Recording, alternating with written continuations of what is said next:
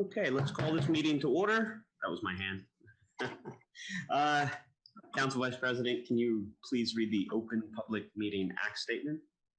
This meeting is called pursuant to the provisions of the Open Public Meetings Law. This meeting of August 4th, 2020 was included in a notice sent to the newspapers record and posted on the bulletin board in the municipal building. It has remained continuously posted as required notices under the statute. In addition, a copy of this notice has been available to the public and is on file in the office of the municipal clerk. Okay, thank you. Can everybody please rise for the invocation and flag salute?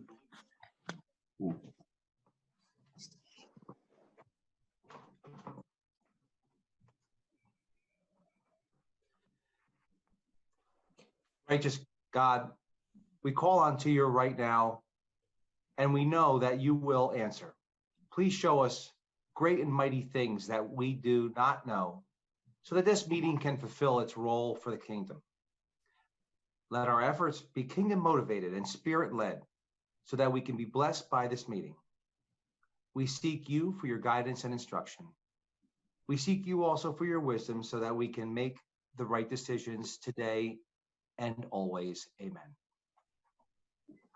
I pledge allegiance to the flag of the United States of America and to the republic for which it stands, one nation, under God, indivisible, with liberty and justice for all. Hey, thank you, everyone.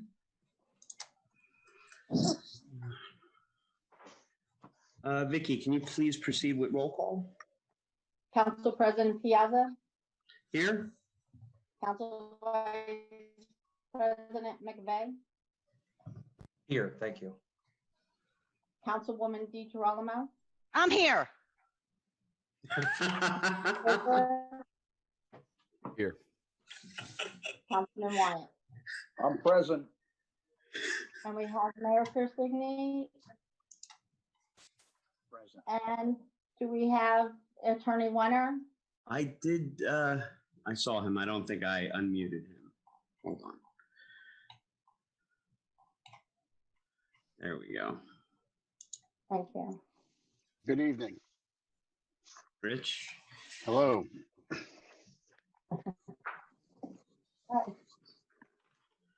Give me 1 second here. Make an adjustment.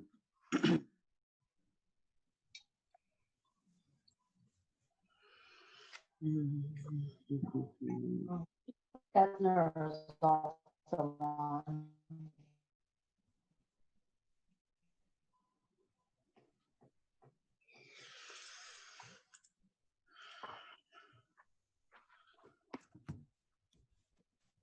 Okay. First on our agenda, we're going to move ahead with the approval of minutes. First town council meeting 07/21, 2020. Can I get a motion to approve, please? So moved. Second, please. Okay, thank you. Discussion, Councilman Wyatt? I have nothing, thank you. Okay, Councilwoman DeGirolamo? Nothing. Councilman Fulper? Nothing, sir. Council Vice President? I'm good, sir. Motion to approve minutes for town council meeting 07/21/2020. So moved. We already I'm moved sorry, it. roll call. We already Vicky. moved. You need- Roll call. Councilman Wyatt, Yes. Councilwoman DeGirolamo, Yes. Councilman Fulper, Yes. Council Vice President McVeigh, Yes. Council President Piazza. Yes. Next, for the approval of minutes, town council special meeting 07/27/2020. Motion to approve the minutes. So moved. Second, please. Second. Discussion, Councilman Wyatt, I'm good. Councilwoman DeGirolamo, I'm good. Councilman Fulper, Nothing, sir. Council Vice President. I'm good, sir. Roll call, Vicky. Councilman Wyatt, Yes. Councilwoman DeGirolamo, Yes. Councilman Fulper, Yes. Council Vice President McVeigh, Yes. Council President Piazza. Yes. Thank you.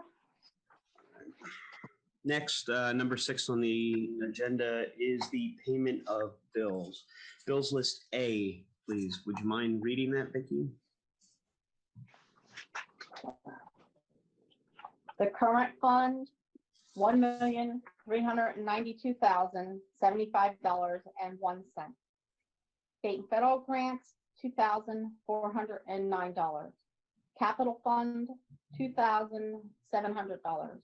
Sewage utility fund, $93,585.16. Sewage capital fund, $21,246.40. Section 8, $445.80. For a regular bill list of $1,512,461.37. There are no rent. Section 8 rent payments. The prepaid bill list, the current fund is $6,192. State and federal grants, $37,040. For a prepaid bill list of $43,232. Grand total of all funds, $1,555,693.37.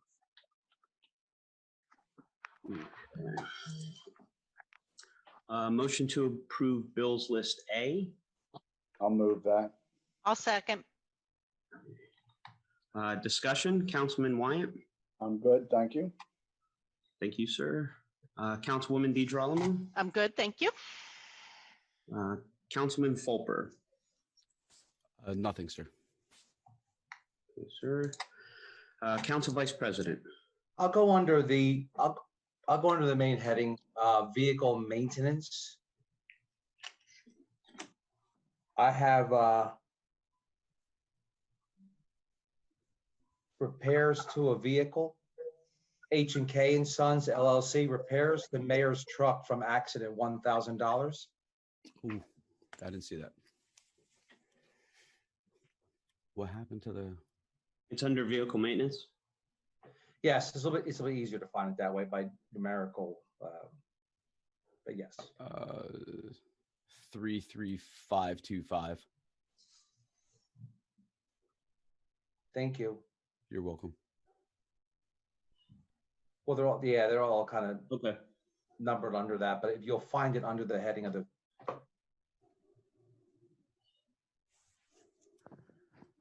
Councilman McVeigh, do you have a question on that I can answer for you? Yeah, was there an accident? Yes, and that was our deductible for the accident. Why were we not aware of it? I mean, unless council president was made aware of it. I don't think I was ever made aware of it. Do we want to, council president, do you want to ask the mayor what happened? Yeah. That is for the mayor's truck. Yes, I believe so. Is this the truck or the Durango? A Durango. Durango. Okay. It says truck. All right. Yeah, there was on the corner of Pear Alley and Summit Avenue.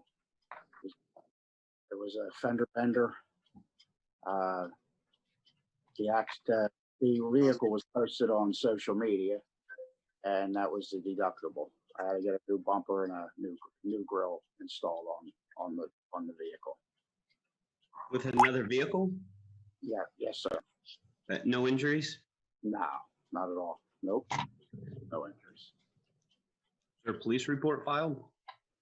Yes, there was a police report. What approximately, there was a police report filed? Can I ask you what time this approximately happened? About 10 o'clock in the morning.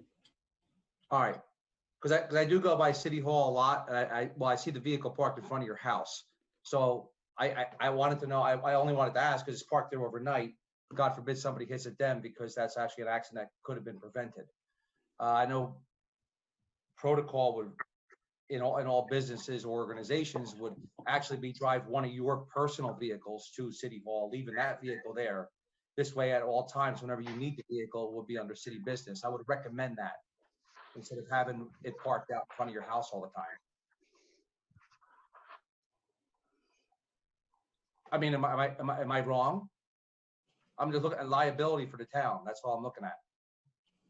I have off-street parking in the back of one of my properties, but So you have off-street parking, but if that town vehicle gets whacked by someone driving in town and we have to incur bills for that, it's because you didn't want to drive over from Grant Street to Fillmore Street with one of your 5 vehicles, personal vehicle. And that vehicle came from DPW, the DPW supervisor. That vehicle was pulled from him. So No. I'm just saying the facts here. I asked what time the accident happened, because if it happened, off hours or hit in the middle of the night on your off-street parking. no, it was a Friday during business hours at 10 o'clock in the morning. I believe it was a Friday. Okay, you mentioned something about social media. I didn't hear that part. You were broken up. It was put on social media that my bumper was taken off. I saw the photo. What does that mean? You put it on? No, I did not. So you're acceptable to the fact that council president is supposed to find out these things through social media? Is that where we're going? No, with this? I thought that you were aware of that. No, we're not aware of that because you don't communicate with council president or myself, but that's okay. Council president, that's all I have. Thank you. I have nothing to add to the bills list A. Roll call, Vicky?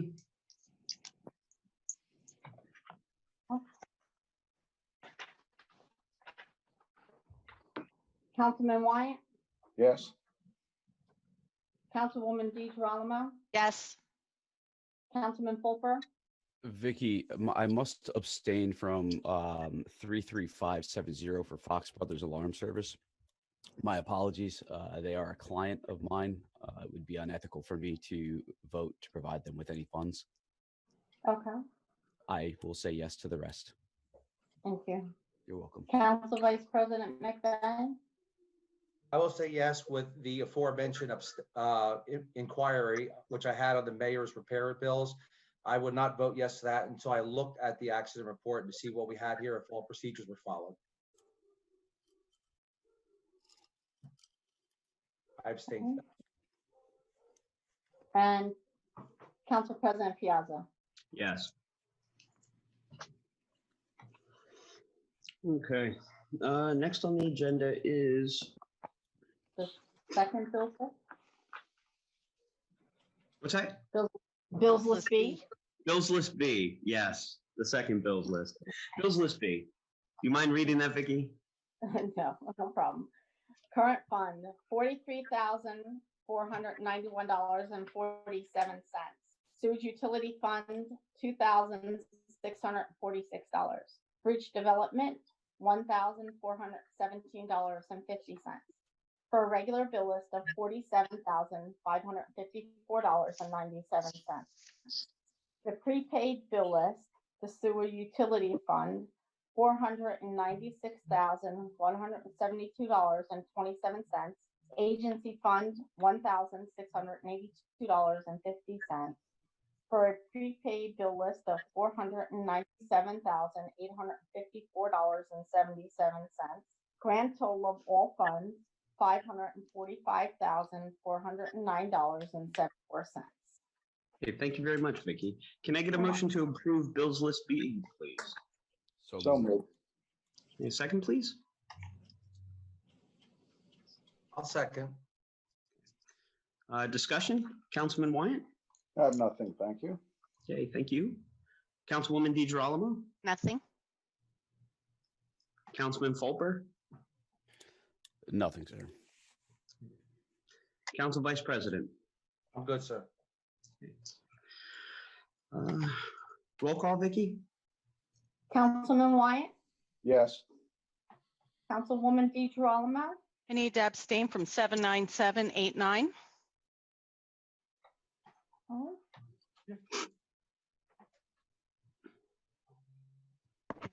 And your vote on the rest of it? Yes to the rest. Okay, thank you. Councilman Fulper, I will also abstain from 79789. Yes to the rest. okay. Council Vice President McVeigh, Stand by, please.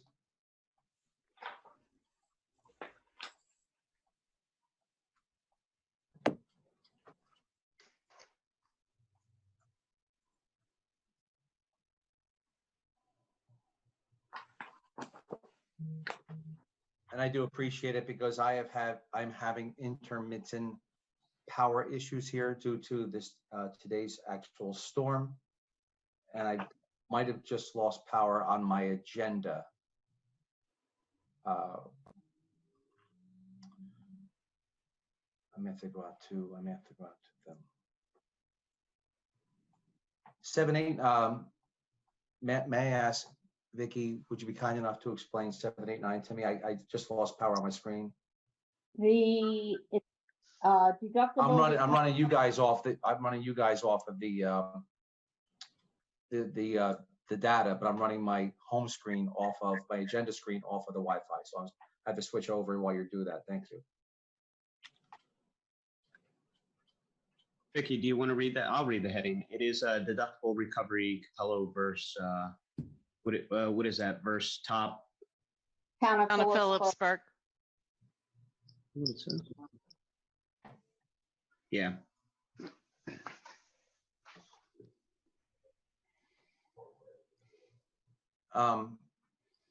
Did you get that, Council Vice Yeah, President? you guys. No, you just talked over each other. May I have it?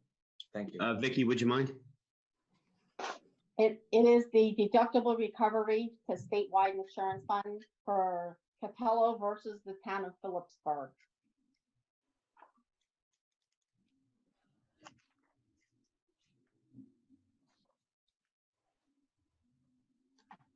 I will fall in line with my fellow council members and abstain from that and then approve the rest. Thank you. And Council President Piazza. Yes. Thank you.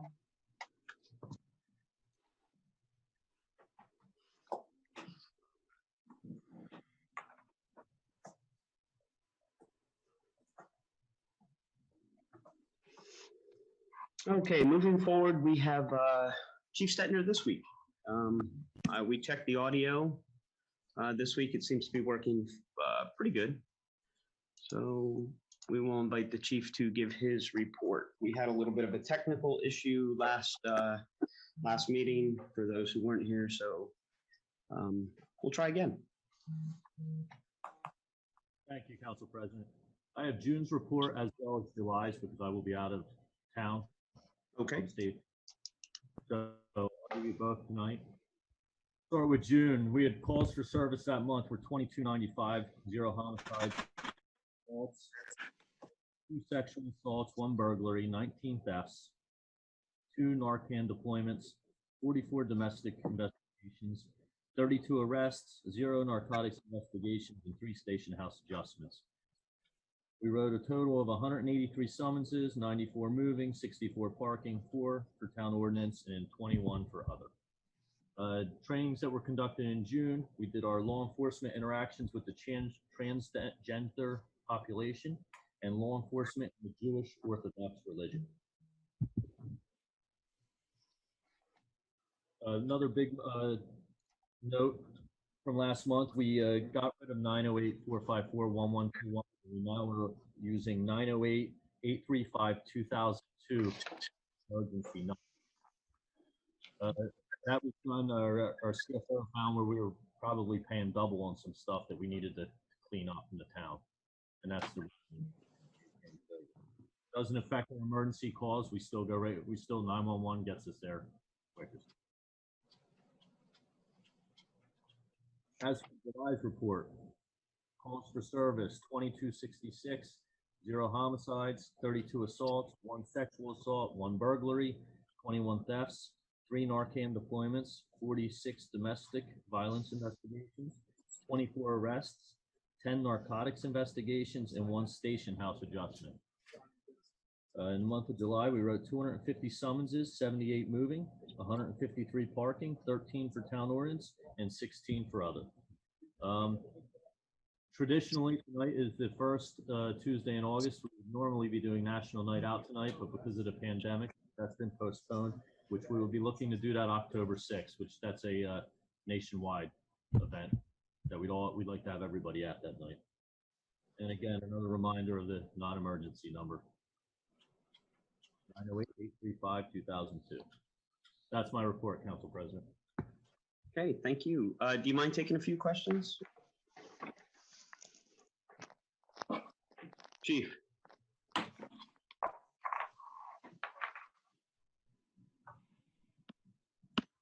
Chief Stetner. Oh, hey, do you mind taking a couple questions? Yeah, no problem. Yeah, I'm here. Yeah, well, I just have the 1121 number I was taught since Mrs. Ada's kindergarten class. Did we upgrade phones or something like that? I'm sure it was ingrained in everyone's head in Phillipsburg, that 1121 number. I mean, actually, if the CFO's on, he could probably explain it a little better. It had more to do with finances. Okay. They uncovered where it looks like back when we went to the 911 center, we were supposed to do this. So they were forwarding calls from 1121 to this number. So we were paying, I guess, a double amount. And it was something that the CFO uncovered when he was looking at bills. We weren't aware, I wasn't aware of it. And she had uncovered some paperwork from back when they went to 911 that said we were supposed to do that eventually. Unfortunately, it's a little headache for a little bit until everybody learns it, but as far as emergencies go, we can still get there. 911's the way to go for that anyway. Okay. I was just curious. No problem. Councilman Wyatt. I'm good. Thank you. Councilwoman DiGirolamo. Just a couple questions. It says calls for service 2266. What were the other 2,000 for? I'm sorry. What do you mean? It says calls for service for 2266, but when you look at how you broke them down categorically, there's like 2,000 calls unaccounted for. What are they exactly? Well, Emergencies or? Well, it could be anything we're called for. I mean, quite frankly, if you look at, for example, domestics and arrests, some of those domestics might have resulted in these were the categories that we came up with when I met with Council President and at the beginning of the year. Yeah. What they wanted identified. Okay, there's a staggering amount we're not accounting for, so I was just curious if they were all lumped into something non-obvious. I'm concerned about the Narcans. I'd like, if possible in the future, if you could run what the year-to-date prior year and prior year month are on those numbers as well, so we can see if the Narcans are flat increasing.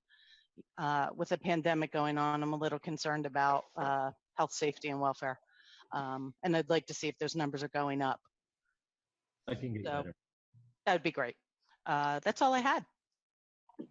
Oh, you know what? One other thing on the Narcan. Does that include EMT No. with Narcan? Just police Narcan release, right? That's the police. Narcan. Okay. Okay. Very good. Thank you. That's all I had. Thank you, Councilwoman. Councilman Fulper.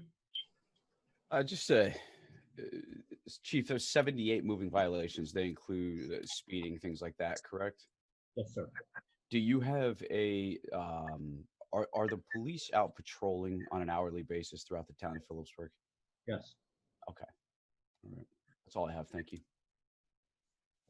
Okay. Council Vice President. Good evening. Good evening, Chief. Who compiles this report? I put it together. Okay. Which you would pull from the subordinates, your officers, to gather that information. To Councilwoman DiGirolamo's point, I would, do you have a statistician? No. You okay with that? I feel the report we've come up with is pretty simple to put together. It's not, we pull it right from our RMS system. The numbers that we've generated are the ones that are very easy to pull from that system. So it's not a heavy lift. Right.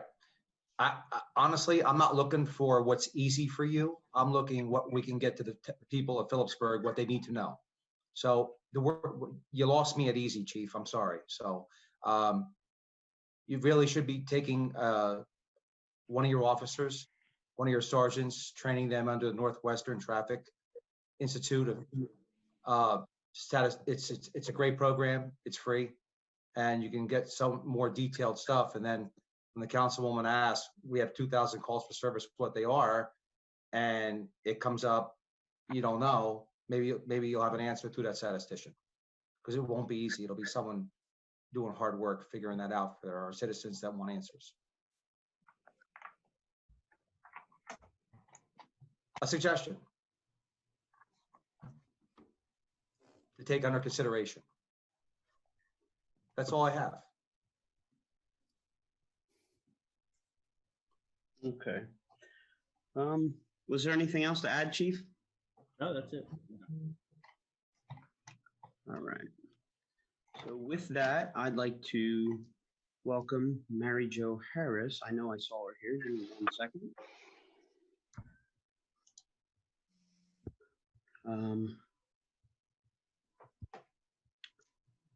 Sorry, give me Ray a second. Nunez as well, Randy, if you could. Oh, okay. Yep, I saw that name come through before.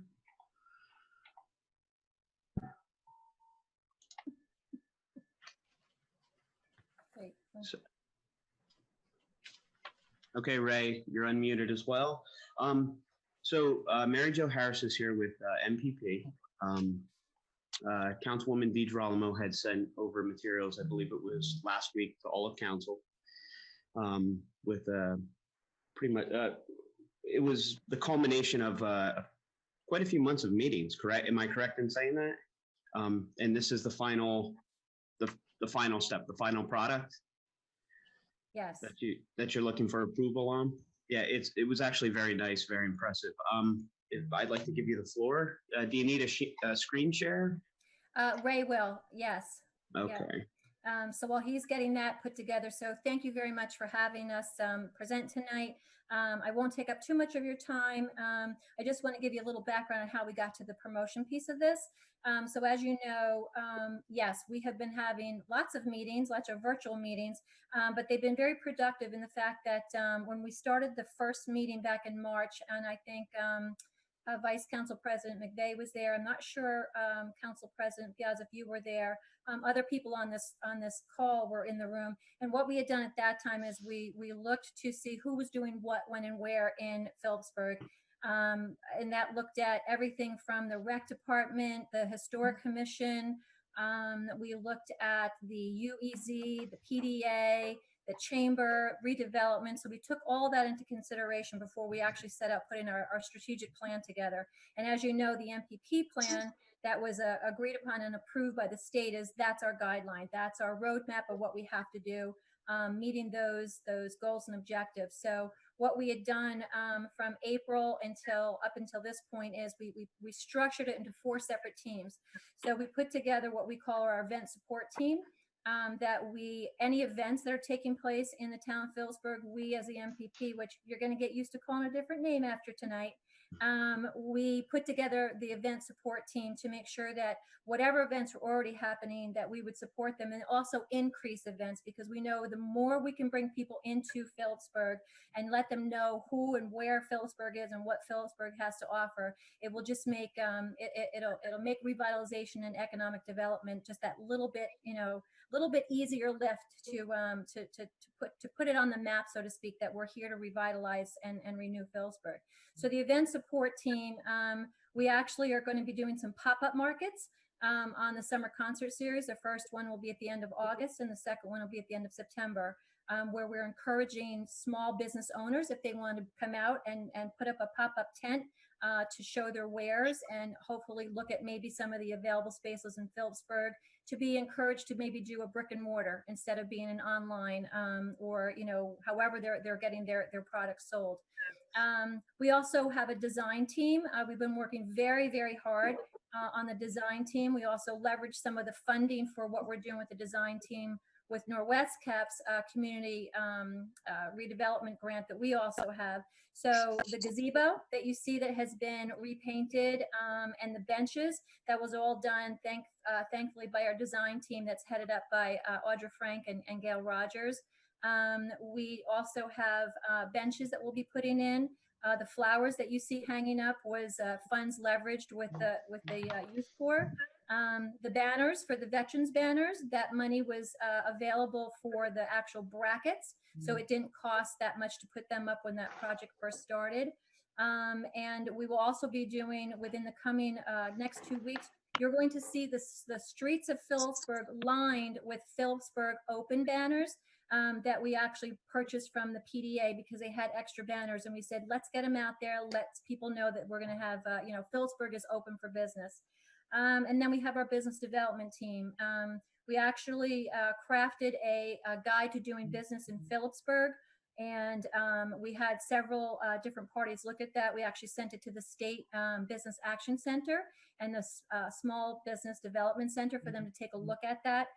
Once we have it in a ready to go document, we'll give that to the mayor and also present that to town council to make that a digital copy, print copy for anyone who wants to come into town and do business. It's a guide to doing business in Phillipsburg.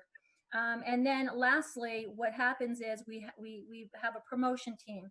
And what was very, very important for us to put those other 3 teams together to build that foundation, to get the buy-in from all of those different entities that we talked about, because we're not here to step on anybody's toes, and we're not here to tell people what to do. We're not here to change what they're doing. We're just trying to bring everybody to the table that can have the same conversation working for the same goal. So we put out a solicitation for a branding marketing company. Our procurement procedures for Norwest Cap is we have to look at 3 before we can make that decision. And so we did that. We did our due diligence with some of the NPP team members, and we had those prospects interviewed. And collectively on the NPP team, we hired the Nunez company, and I'll let them tell you a little bit about themselves, but you're going to be so pleased with what they put together. But I will tell you, one of the factors that went into choosing them over some very, very qualified candidates is that Ray and Taryn are local. They were born and raised in Warren County, went to the Votech, and Taryn is actually was a resident of Phillipsburg. Her grandfather is still very, very active in Phillipsburg, so they know Phillipsburg. So without further ado, I want to introduce you to Ray and Taryn Nunez, and they're going to take on telling you about the promotions and marketing piece. Excellent. Thank you so much, Mary Jo, Council President Piazza, Phillipsburg Town Council, Mayor. Thank you all for the opportunity to present in front of all of you today. Hello, Phillipsburg residents. We're about 6 hours north of you, but we wish we'd be home right now to be weathering the storm with all of you. Before we share our screen, I just wanted to give you a quick just kind of introduction on who we are. Like Mary Jo said, we're lifelong Warren County residents. My family moved up to White Township back in early 2000, and I lived there my entire life. It was only 6 years ago that Taryn and I moved up here to Rhode Island, where we currently live. But in less than 4 days, we'll be down there in Warren County, back home, as we say, to visit our family. I'll let Taryn introduce herself because she has much more of a deep root in Phillipsburg. So like everybody's been saying, my name is Taryn. My last name is Hand, so some of you might know me from the William Hands and Catherine Hand, who are very much active in Phillipsburg. Like everybody's been saying, I grew up in Phillipsburg. Every winter was spent sliding down Phillipsburg High School Hill.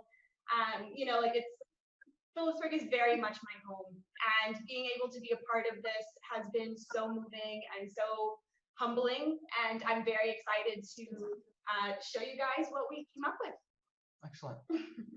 So Council President Piazza, if you could give us screen sharing rights. Yeah. Relinquish a little bit of power. It's a little less over here. Sorry. We're all jokes. All right, there we go. You got it? Okay. Yep, we're all set. Thank you. All right, somebody give us a thumbs up if you could see our screen. Thank you. Perfect. Thank you, Danielle. So as Mary Jo said, we've been contracted to apply a little bit of our time and talent into the hard work that Mary Jo and Norwest Cap and a lot of the other committees have been working on already. So everybody's known this project as the NPP project, but after today, you all know it by another name. So Mary Jo gave a great overview of the purpose of this NPP and what has been done in the past couple of months. There are a handful of different committees within this project group that have been tackling everything from design to safety to events. And our job is to work on the promotions piece. Taryn and I have an extensive background in branding and marketing, and we came together to draft up a branding for this overarching group, but also develop an authentic marketing campaign that tells the story specifically of South Main Street in Phillipsburg. And I'll add, before we continue, we'll have time at the end for anybody to jump in with some questions. We encourage that. So our approach to this was very much rooted in the concept of placemaking. It's really the concept of bringing all the stakeholders together to make an authentic experience, to make people proud of the place where they live and work, and to really strengthen that community effort. Everything that you're going to see moving forward is really putting placemaking at the forefront of all of these efforts. So I'm going to go over some of the quick challenges that exist even prior to us taking on this project in the promotions piece. And that is that the Phillipsburg South Main Street never has had a brand, if you will. There is a fantastic and rich history and story, but there's just never been an implementable plan to tell that story. There were never any guidelines on existing logos or visual imagery, so it was our job to create something from all of those things that exist or did not exist. The other big challenge is that there's no one existing cross-sector organization. As Mary Jo said, there's a handful of different professional organizations that have been working in silos, if you will, who have been doing an incredible job at trying to bring life to South Main Street, both economically and through events and through tourism. But there's never been one big kind of umbrella where they all live under. One of our challenges was to create that overarching body to handle all of the efforts that are happening already. So this is a very shortened version of the extensive research that we've done to go into this plan. We surveyed, with the help of Norwest Cap, both residents and business owners and folks who work in the South Main Street area. And I'm going to talk a little bit about the negative pieces that we heard from some folks. And then immediately we're going to move over to the positive. And because we have about 100 Phillipsburg residents here, I'm asking all of you to be our positive brand ambassadors, to really live in this positive lane and start spreading a lot of the positive messages that we're hoping come out of this. So some of the big negatives that came out of our research were folks thinking that South Main Street, Phillipsburg, was run down. It was empty as far as a storefront goes. It was boring, not a lot of events. And one of the big points that kept coming across is that it was just neglected. There wasn't a lot of love being poured into South Main Street. So our job was to, along with the help of all the other committees, tackle all of these negatives so we could start shifting over into the positive. This positive list is some of the survey results of talking to residents. And we really were asking them a handful of questions, but at the end of the day, what we were looking for is, what Phillipsburg do you want to live in? Give us the vision for the place that you want to call home, the place where you want to conduct business in, the place where you want to own a business in. What does that place look like? And that really steered the direction in which we took this campaign. So folks said that they wanted a vibrant place. They kept talking about this hopeful, this potential that South Main Street and all of Phillipsburg really has. But folks kept talking to us about the rich history of the area, and they were so proud of the generational stories and history that they were able to share about Phillipsburg. They also wanted to make sure that Phillipsburg was known, especially South Main Street, as a destination. There are a handful of places in the Lehigh Valley area that if you're a tourist driving by, are competing in a sense with us. And we want to make sure that folks make sure that they put South Main Street and all of Phillipsburg on that roadmap. So all of you have a bit of a bias. You all either live or work or conduct business in Phillipsburg, which means that you're looking at it from a very specific lens. What we wanted to show to this group was, what are folks outside of Phillipsburg thinking and saying? And most importantly, what are they Googling in regards to Phillipsburg? So these are the top results, both statewide and national, of folks Googling the keyword Phillipsburg. And as you can see, 4 out of the 5 here are really, where is Phillipsburg? So even before they talk about what can I do there, where can I go to eat, where can I get the best ice cream, they're always asking, where is this place? So that really played a key role in the direction of the campaign for marketing this group and marketing a marketing campaign. And the last question on this list was, is Phillipsburg, New Jersey safe? And we did hear from Chief Stetner on some of those statistics there, which we'll be able to reference. But the committees within this project group are also tackling community safety as a goal. So I won't go too deep into the weeds here, but I do want to explain kind of how we broke down our audience. And we broke that into a handful of categories, but the big ones are internal and external.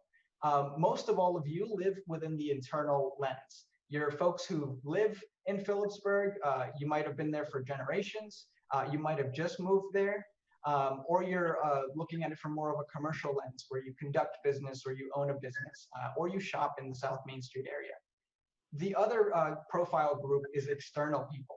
So these are people potentially moving to the area, folks who want to open a business in South Main Street, Phillipsburg, those tourists, and of course, potential investors, people who want to purchase properties or invest in businesses or provide some sort of economic stimulus to the area. So before I move forward, I want to just remind you all, there have been groups who have been doing this work long before us, and they have been doing an incredible job. Our role was to create a branding for an overarching body that manages and directs and really is kind of a beacon for all of the efforts that are currently happening. If many of you go over to the bridge and head over to Easton, you might hear that there's an Easton Initiative group that exists over there, and they handle similar projects like this. We didn't want to call this an initiative because it's more than that. This is an effort to bring a larger body together to amplify our collective work, to amplify our voices, and really be all in. That's why we've branded this the South Main Street Alliance. An alliance is a powerful word. It's not just a group. It's not just a formation. An alliance really means a collective working towards a similar goal. So we wanted to reflect that in the visual branding and in all of the communication pieces for this campaign. So from here on out, we're not calling this the NPP anymore. This is the South Main Street Alliance. So the theme for branding this, as you saw, was all for Phillipsburg. We wanted to, create. This isn't just a slogan. This is an overarching theme for all of the materials, and that means all these different organizations, all of these businesses, all of these residents, everybody's coming together under the South Main Street Alliance umbrella. And we mean that when we say that this is absolutely all for the greater good of Phillipsburg. I like to save this slide for the end of that. But if you all notice, the word all in alliance is underlined. And it's not just an underline. This is the actual aerial view of South Main Street in Phillipsburg. You might recognize this just because you're driving through and you know to turn slightly left down that rear road. But we wanted to incorporate the literal formation of South Main Street inside of the branding for this project. We wanted to answer that question throughout all of the pieces we make of where is Phillipsburg, and we're literally trying to put Phillipsburg on the map by creating this symbolism that lives inside of the logo for South Main Street Alliance. And because we're visual people, we like to showcase this in a handful of different color schemes and ways that it'll be utilized. This is just potential for some swag for residents to own or anybody who's participating in any of the efforts for South Main Street Alliance. And it's not just limited to mugs. We just wanted to show you what it would look like on a product Sunday. So we talked about branding a group, and that group is the South Main Street Alliance. But when we talk about tourism campaigns and marketing campaigns and business development campaigns, this is where we start shifting. This is the first campaign coming out of the South Main Street Alliance, and it is the Here campaign. You all saw the top Google search results, which were all about where is Phillipsburg. So we wanted to create a marketing campaign and visuals that put Phillipsburg on the map. So these are the areas of attention that we're focusing on, and all of the pieces of this larger puzzle of South Main Street Alliance's first marketing campaign. The areas that we wanted to focus on were meet here, visit here, invest here, eat here, shop here, and our favorite, home is here. Let me explain those a little bit more.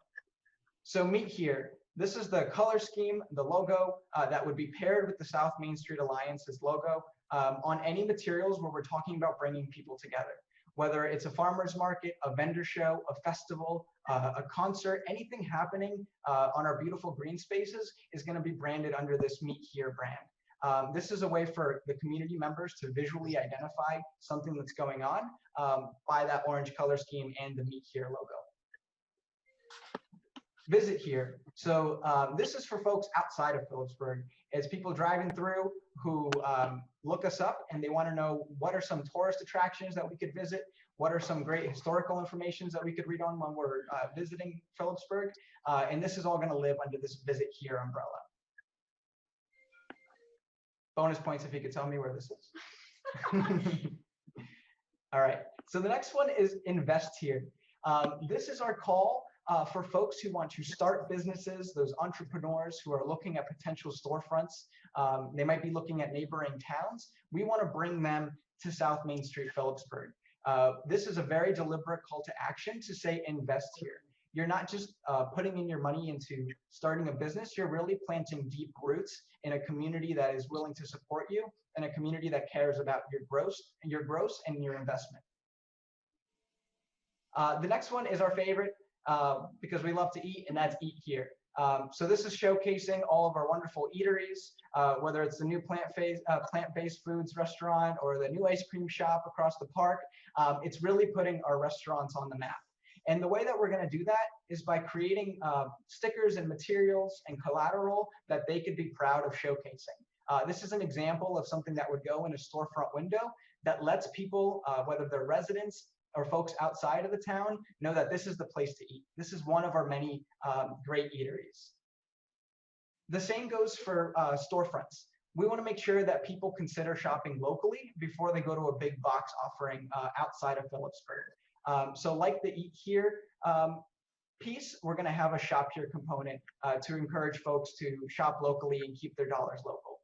Because as you all know, the one way to grow a local economy is to make sure that dollars circulate locally. So we have to make sure that at the end of everything we do, we put the true, authentic story of Phillipsburg first and foremost. And that's why we couldn't ignore the biggest component of this entire campaign, which is home is here. Phillipsburg, unlike a lot of other cities and towns, has a really rich, close, connected history. I mean, there's a reason that we still say we're going home when we're traveling 6.5 hours down south to visit our family. It's because it really is home. And a lot of families, a lot of people in town have that same experience. You know, they could go back generations and generations and generations of people who've lived in Phillipsburg, grown a life in Phillipsburg, and they ultimately are always going to call that place home. So this is something that we're going to be able to include on different materials and really build up that pride of place. That's absolutely one of the most important parts to the success of this campaign, is making sure that Phillipsburg residents see this, it resonates with them, and they're absolutely proud to literally wear this on their sleeve. So this is an example of some of the materials that we could create and we will be creating. These will be in the forms of signs downtown. Mary Jo mentioned that there's going to be flags showcasing businesses that are opening. We want to make sure that, especially in the time of COVID, people could identify what is open, where can I go eat, where can I go shop, and down the road, there's going to be everything from tour guides to maps to placemaking signs and different materials that are going to be showcasing and amplifying this brand. So again, the South Main Street Alliance, is just a packaged brand to showcase all of the work that's already been happening. And the first campaign out of the South Main Street Alliance is our Here marketing campaign, where we're going to be focusing on these areas below. And this is something that, like I've mentioned, can't be successful unless we have we have this community behind this movement. And as we've seen from our research, that commitment is there, that support is there. I'm speaking to the choir right now, but you all know there's a great deal of potential in Phillipsburg, especially in South Main Street. This is just putting it all with a nice visual and a nice prepackaged way, where stores and residents and tourists can identify all of the great things that are happening in South Main Street, and really putting it in a proud visual identity. I do want to leave some time for questions. I am from Jersey, so I do talk a little fast, but please let us know your feedback. Again, this is going to be successful because all of you are going to see that potential and be on board with that positive list that we showcased prior. Okay. Thank you very much. Mayor Tersigni, you had something to add? Hey, let me get rid of the screen share so I can Sure. bring up everybody here. Okay. Excuse me. Mayor? Yeah, I just wanted to thank you for coming in and showing your alliance and what you're presenting to the town of Phillipsburg. And I want to should be a successful campaign. We work together. It should be successful. And I think you're the woman you're with, Billy Hand's daughter, and I think that's who that is. And Yes, sir. Kitty was my mom's best friend in high school. So that's Uncle Sebastian and Aunt Sis. So I think I have the right party there. So I want to from the bottom of my heart came in. Thank you very much. Thank you, Mayor. That means a great deal to us. Thank you. Thank you so much. I have a question about your presentation. Yeah, absolutely. So the items and the coffee mugs and things that you presented, will they be for sale in participating businesses' shops? Is that the idea? Like the people who have the logo and the the Eat Here, the identifier on their business? Is that the idea of that type of Council President, that's a great question. So what we intended to do was showcase different ways that we could apply this brand to some actual products. So we've talked about a handful of different things, and mostly they're giveaways. They're ways that we could just get the brand out there. We were recently meeting inside of the new gazebo, the new freshly painted gazebo, and we talked about it would be great to have these different branded pieces where people could just actually see this larger campaign personified. So there absolutely is a way to tie in an economic component by supporting the small businesses, by selling some of these pieces. But Mary Jo, if you want to jump in as well, I think the intention is mostly to have this brand be supporting some of the existing products that go out there. Yeah, that's exactly right, Ray. So in the beginning, and based on this first year with the South Main Street Alliance funding that you're getting from DCA, it's really just to kind of set all of this up to make sure that this is going to be successful. So we planned a little bit of the funding to they're going to be giveaways. I mean, there's not going to be thousands of them, but we're going to figure out a way of what is the most cost effective that we can get that out there. And then of course we would love to have them for sale. If there are any businesses, especially if you can walk out with a Dine Here bag or something from Sullivan's, and somebody says, "Where'd you get that from?" They say Sullivan's. That then brings people into like, "Oh, where's Sullivan's?" So we want to make that connection of where did you get that? I want one. Where do I need to go get it? And Council President, I'd be the first person to buy a T-shirt that said "Home is here." I think I'll get the first one. Then I'll let him get the one. We'll buy it. Mary Jo gets the first one. That's fair. That's fair. Absolutely. Anybody else on council? Mayor, or Councilman Wyatt? I'm good. I think they did a fabulous job, and I'm thrilled to have them working here in Phillipsburg. Thank you, sir. Yeah, thank you very much, sir. Very proud to have been a part of this. Councilwoman, I know you meet with them all the time. I don't know if you have anything else to add or Yeah, I do. Just I'll expand a couple points. We were very, very excited. I was actually pretty excited to stay not too in the weeds with it and give some very early opinions and thoughts and let them fly. And they came back and gave me the wow. I did not get the South Main Street outline. They quizzed us when they first did that and said, "Who knows what this is?" And we were all like, Never been there. then they put it up and we were like, "Oh, all right, that's kind of clever." So some of the things we did talk about, I absolutely love the incorporation of the New Jersey shade. Being this is a New Jersey DCA program, I think the state is just going to absolutely love it because, like you said, Mary Jo, we are one of the model programs they are looking at for best practices to follow. And I think pioneering it, because we said people don't know where New Jersey is. Phillipsburg is. You're telling them it's in New Jersey by doing that. And one of the things we talked about was Small Business Saturday, where those bags and things like that coming out of businesses, they're very eye-catching. It's very vivid. It's very modern. It's not old historic like we're used to. So I know I surprised you all when I liked it. But that did make me happy. But yes, we did spend a lot of time working on it. But I'm really excited we were able to present it tonight. That's all I have. Thank you, Councilwoman. We appreciate you. You got it. Councilman Fulper? I have nothing. Thank you for the presentation. Looks like you guys are doing a great job. Thank you, Councilman. You're welcome. Council Vice President? Ooh. Yes, Mary Jo, thank you as always. You and your entire crew are fantastic. I actually enjoy when Council President and Councilwoman DiGirolamo can't make a meeting. I offer to jump in because it's enlightening. It's fantastic, and you are doing an unbelievable job for Phillipsburg. Thank you so much. I did have one question for our presenters, and would it be under consideration?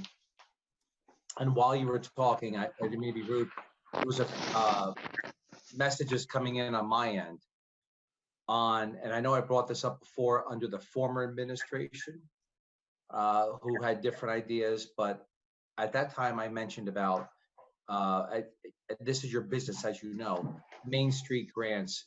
I asked the former mayor and his administration to consider changing South Main Street to just Main Street and going after those Main Street grants and things like that.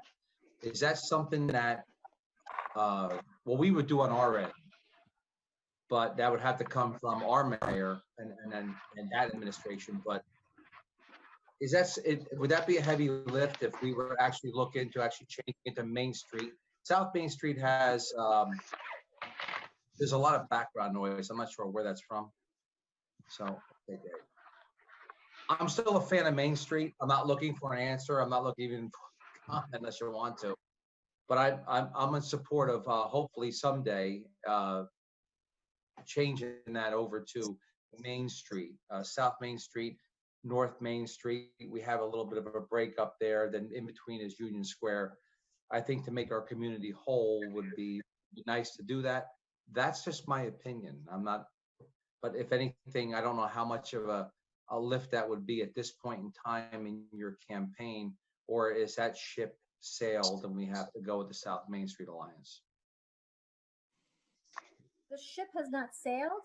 However, when you think of Main Street, it is very generic because there's Main Street. I mean, every town has Main Street, and you want to be set apart from that. Also, South Main Street is your business district, and I think it's been designated as a business district. South Main Street is also your historic downtown district. So by saying Main Street, when people are looking, especially when you do wayfinding signs, I know when I travel quite a bit, it's a East Main Street, West Main Street, like, oh, which end am I on? Even down here in Washington Borough, you know, it's East Washington, West Washington. So even trying to find a location, you know, it's on South Main Street. So you know that it's on that street, that whole street. It can be identified. Ray and Taryn, I don't know if you want to jump in with your expertise in placemaking and things like that. Absolutely. So that's a great question, Councilman McVeigh. One of the things that would appear as a brand challenge if we did change the name to just Main Street is 9 out of 10 people would refer to it as where South Main Street used to be. And to add, you know, that context is just an extra hurdle to get over. You know, while we're introducing the South Main Street Alliance, we would also have to be introducing a name change to a recognizable street name. That's obviously something that we can work with, but I wouldn't say the ship has sailed. But from our effort, you know, we did have that conversation with the rest of this group, and South Main Street Alliance is what we landed on. Let's say the ship is still tied to the dock with one more loop to go. Yep. You're better. I love how all three of you are tying in the metaphor. Thank you so much. Of course. Thank you for the comment and question. Honestly, I'm completely satisfied. Thank you, Council President. And I love that you're part of Team Phillipsburg. Thank you so much. Oh, we're so proud. Thank you. Of course. Don't tell my Belvedere neighbors. Hey, thank you guys very much. I appreciate it. Is there anything else to add, Mary Jo? So I would be remiss if I did not say this, because I know that, and thank you, Vice President McVeigh and the mayor and all those on council for usually giving me credit, but I cannot take the credit because this has literally been a community effort. You have wonderful people that not only live here, work here, and come here that have participated in this, because I'm a staff of one, but all the work that has been done, maybe under my leadership, but I couldn't do it without the people that come to the meetings, call, participate. They all have, most of them have full-time jobs, and they're taking their time to make this work. So I want to say thank you to them. Thank you for giving me credit, but the credit goes to everybody else on those teams. Thank you. I appreciate it. Thank you so much. Thank you, everybody. Everyone have a nice evening. Thank you. Thank you. Mary Jo, Thursday, we have an event downtown. You'll be ready, right? Sure. We good? Yeah. All right. So next I'd like to open to the public comment on agenda items only. Please keep it to 3 minutes. Name and address before you start, and maintain proper public decorum. First, Joe Minor was quick with the hand. Let me unmute him. Joe, give me 1 second.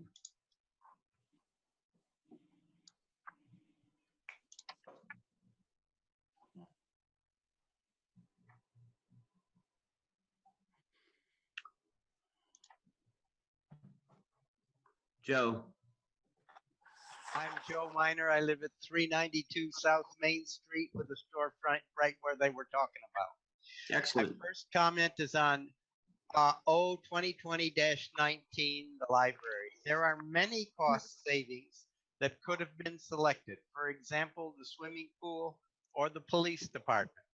Correcting McVeigh, local government is a republic and you are representatives. You were elected to make selections and decisions. You selected the library for public referendum. You could have instead selected any part of the budget, but you chose this one. It was a selection initiated by someone remaining in secret and supported by all 5 council persons. And aside, my proposed rules of order, rejected by you all, would make such secrecy in violation. No one wanted to be responsible in the public eye, but they wanted to do what the freeholders had failed to do in the past. It is the first step toward closing the Phillipsburg Library. All 5 council persons told the same story, a plea for personal innocence. Telling the same story does not make it true. They clearly are the responsible parties. They are starting it. Historically, Pontius Pilate started this technique. Here is how the public referendum ploy works. The council wanted a simple way to declare property blighted. The people objected. Because it denied the process to property owners, I called the Attorney General of New Jersey. It resulted in a motion to replace the motion with a public referendum request that was word for word identical to the state law with one addition. It passed. The council quietly removed the addition. After spending money on a public referendum, the local ordinance was identical to the state law. Like today, they wanted to look innocent. If the library goes, put the responsibility where it belongs, on this council. Council, wake up. Vote this down. You can raise taxes, fix our sewers, and keep the swimming pool, the extra policemen on the street, and the library, and we'll have a better town. Public. Now I'm going to talk about 2020-143. Don't do it until the library problem is resolved, as the plan is probably to move the police department into the library. Also, is Project 2 the senior housing, or is it something else? The Ingerman. Next is 2020. Mr. Minor, it's McVeigh. And again, my mom gave me a first name. It was Frank.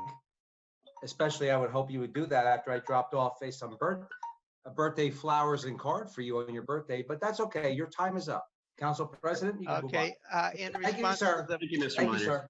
Hey, Thank you, sir. just to clear up a few untruths here, that's not exactly how things work. The legislature requires that it go to referendum. Rich, do you mind just speaking on that just for a second, so there's no rumors started or untruths out there about that?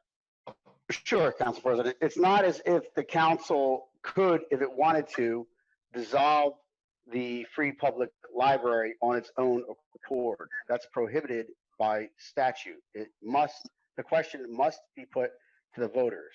And again, the ordinance that's before the council for consideration tonight at first reading is simply that. If adopted, that question would go on the ballot, and the voting members of the town of Phillipsburg would have the opportunity to vote yes or no to that question, and the majority would rule in that situation. So if more people vote yes, which should be dissolved, then it'll be dissolved. If more people vote no, it should not be dissolved, it won't be dissolved. Yeah. So we literally cannot do what Mr. Minor was implying that we should do, or that not should do. Yeah, I'm not entirely sure what Mr. Minor was talking about, but no, you can't on your own go ahead and dissolve the library. Yeah. Thank you, Rich. Appreciate that. You're welcome. Hold on one second.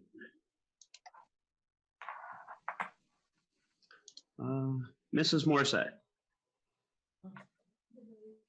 Hello, this is actually David Morse. Oh, I'm sorry. It came up as your wife's name on it. No, I apologize, David. What actually does, and just for the sake of not having to hunt around and hit mute buttons, Sure. Seth and I are each going to speak. If that's okay, I'll speak first. Fine by me. Sure. Okay.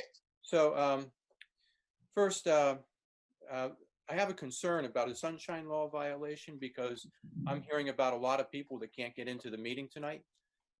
You blocked the meeting at 100 because of your count. And so there are many, many people that are trying to get in, and this is a problem. You may want to consult with your attorney on this before. Yeah, Rich, do you have an opinion on that, real quick? Sure, I do. So the attendance limit is set at 100, and that's through Zoom. The analogy would be if it was a public meeting that we were having in the housing authority, as we normally do under normal times, and 400 people showed up, we wouldn't cancel the meeting for want of space. We would have to appropriately limit the number of people who would come into the building. We can't shut the business of the people down because it gets flooded with people showing up. So theoretically, even under a Zoom platform, you could have theoretically millions of people, because it's internet based, who would try to join the meeting, and you would not be able to host those millions of people. You wouldn't therefore shut down the meeting or not hold meetings because you couldn't host everybody. So Okay, I understand that there are people trying to get on, but Yeah, I do apologize, David. Thanks, Rich. And that was a very long Yep. explanation. I'm hoping I can have another extra second or two. I don't think my answer counts against your time, David, but I'll leave it to the council president. Okay. That's Actually, fine. Mr. Morris said, I'm the timekeeper. Because I like you, I'm going to give you extra time. Well, there we go. That's great. So one of the things I want to bring up is I'm hearing this discussion about $350,000 from the county, and there should be no discussion of $350,000. That is ridiculous. And the historical precedent and the documents that exist clearly show that the county has in the past not wanted the $350,000. Additionally, in the Second Amendment to the Library Federation on page 2 in the 6th paragraph, it states that upon termination of the agreement to the amendments, the county shall retain ownership to the additions of the Phillipsburg Free Public Library collection proportionate to its financial support of the Phillipsburg Free Public Library. Said ownership shall be satisfied by the transfer of an equivalent value of collection materials or money or payment from the town upon termination. You have the ability not to pay cash and give them collection materials. And the only reason that you would give them payment is if council and mayor decide not to do collection materials. You need to talk with the director of the library. Additionally, in the freeholder meeting minutes, Jason Saranowski actually said that he was not looking on April 10th, 2016. I'll paraphrase because of time, but Jason, he said he is looking not to collect any, he's no materials, no money.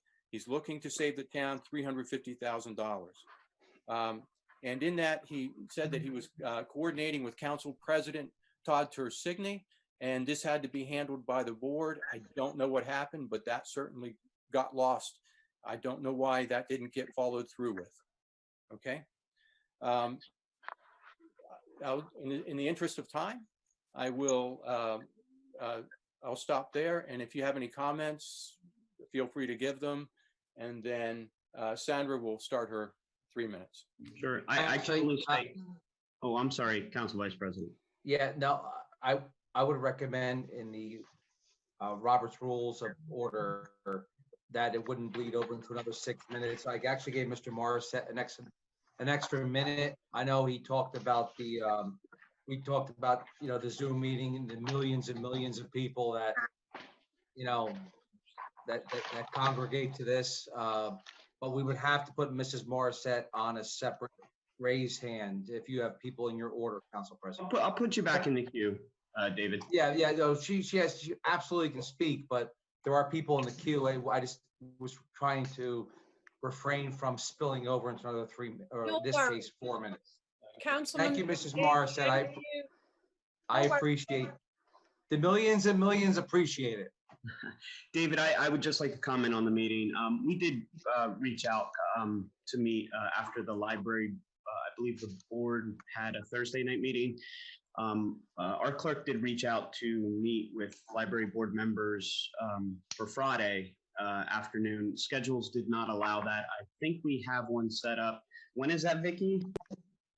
17th is the 17th was the next time anyone could meet. So we do have meetings scheduled. We did try to get them a little quicker. It just didn't happen. Next is, I don't know, who did we have? We had myself and the vice president. We just went president, vice president. We reached out. That was it. We tried to get it done as soon as possible, and I just checked schedules immediately to see if we could meet in less than 24 hours. But that did not happen. Okay.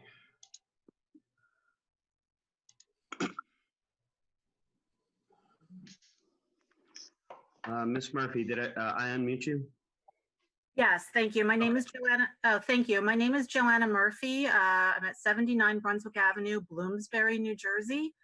I think the topic of the library follows it's very timely that the topic of the library that people are commenting on follows that exciting and fantastic presentation given by Ray and Taryn.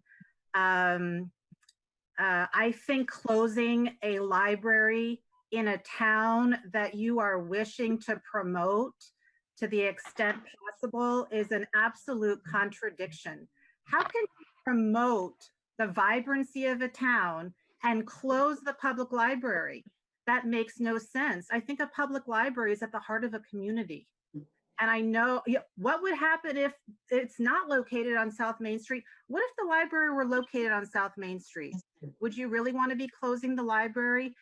And if you're promoting small businesses where you want people to eat and shop, why would you not promote your local library so that your residents can stay in their town, not only to eat and to shop and to invest, but can stay in their town, senior citizens, children, toddlers to attend their library.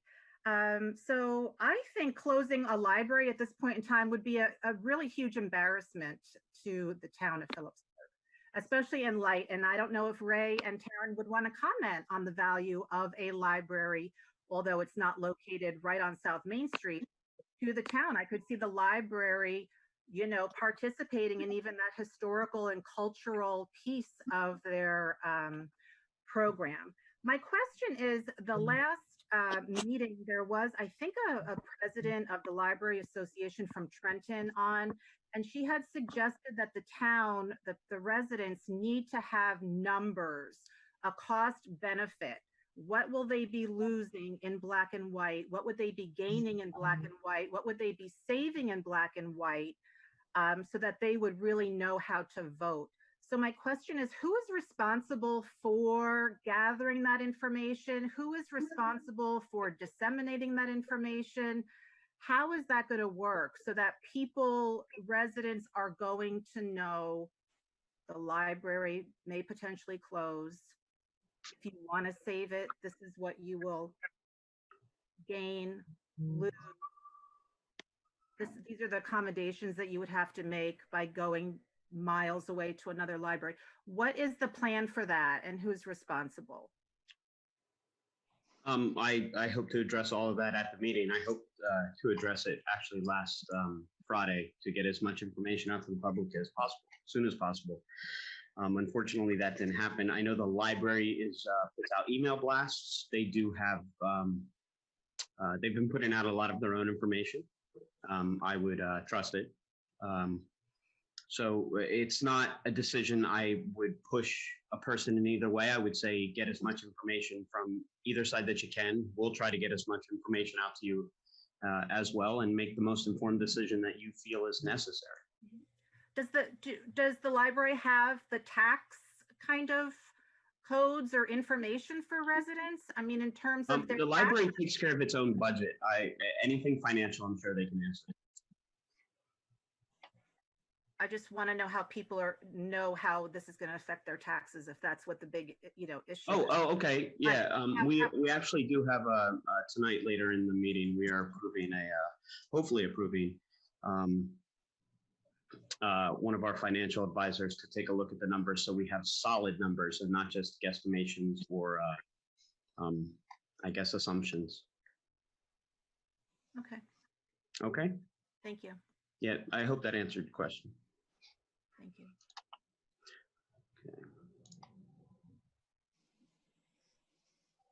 Okay. Next we have Jess. Hi, my name's Jess Moravlag. I'm at 61 Fillmore Street. First, I'd like to thank all of you for working. Jess, you cut out. Can you still hear me?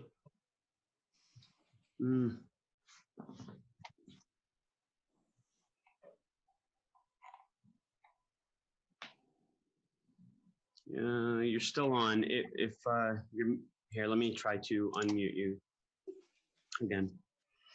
Jess? Jess? Okay, raise your hand and I'll try to get back around to you.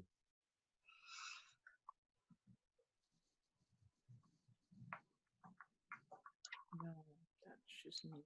Yeah, that's what Sandra? Oh, hi.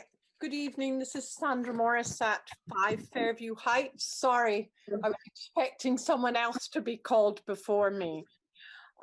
So aside from the many obvious reasons as to why we would want to have a library, I think we can all agree how important it is to our community. However, there is one other important consideration. Phillipsburg is the 19th out of the 20 poorest municipalities in the state of New Jersey, and that's per NJ.com. Someone's rustling papers. All 20 of these municipalities have their own library. It would be a real shame if we lost our library for that reason. Education is the one way out of poverty.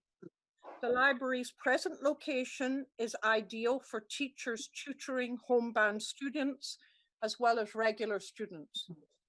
We need to ensure the continued existence of our free public library in its present location to serve our town residents who have the most needs. We are already doing this without county assistance. And as my husband stated, it should be up to you on town council and the mayor to be fighting that you uphold the Second Amendment to this Federation agreement. That was signed in the past and people agreed to. Secondarily, I just want to correct something about what Attorney Wenner said. The Eastern School District just had a meeting with 500 participants and they ran it live on YouTube for obvious reasons. That was far exceeding any type of fire code. This is the beauty of Zoom. So you can indeed increase it to 500 because you are denying right now people access to this. Otherwise, people would be standing in the halls, just like we did when we went protesting to the freeholders in their meetings when they were trying to cut off our library, and the prior mayor did everything in his power to save it. Thank you very much. Oh, address 5 Fairview Heights. Thank you very much, Sandra. I appreciate your comments. Jess, you're back. Let me get to you. You did have the floor. Jess? Jess?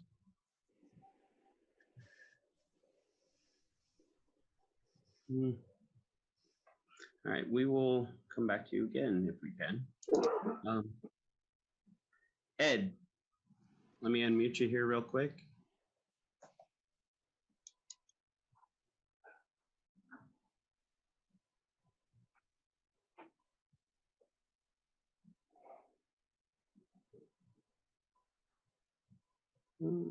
Ed, it's not letting me unmute you.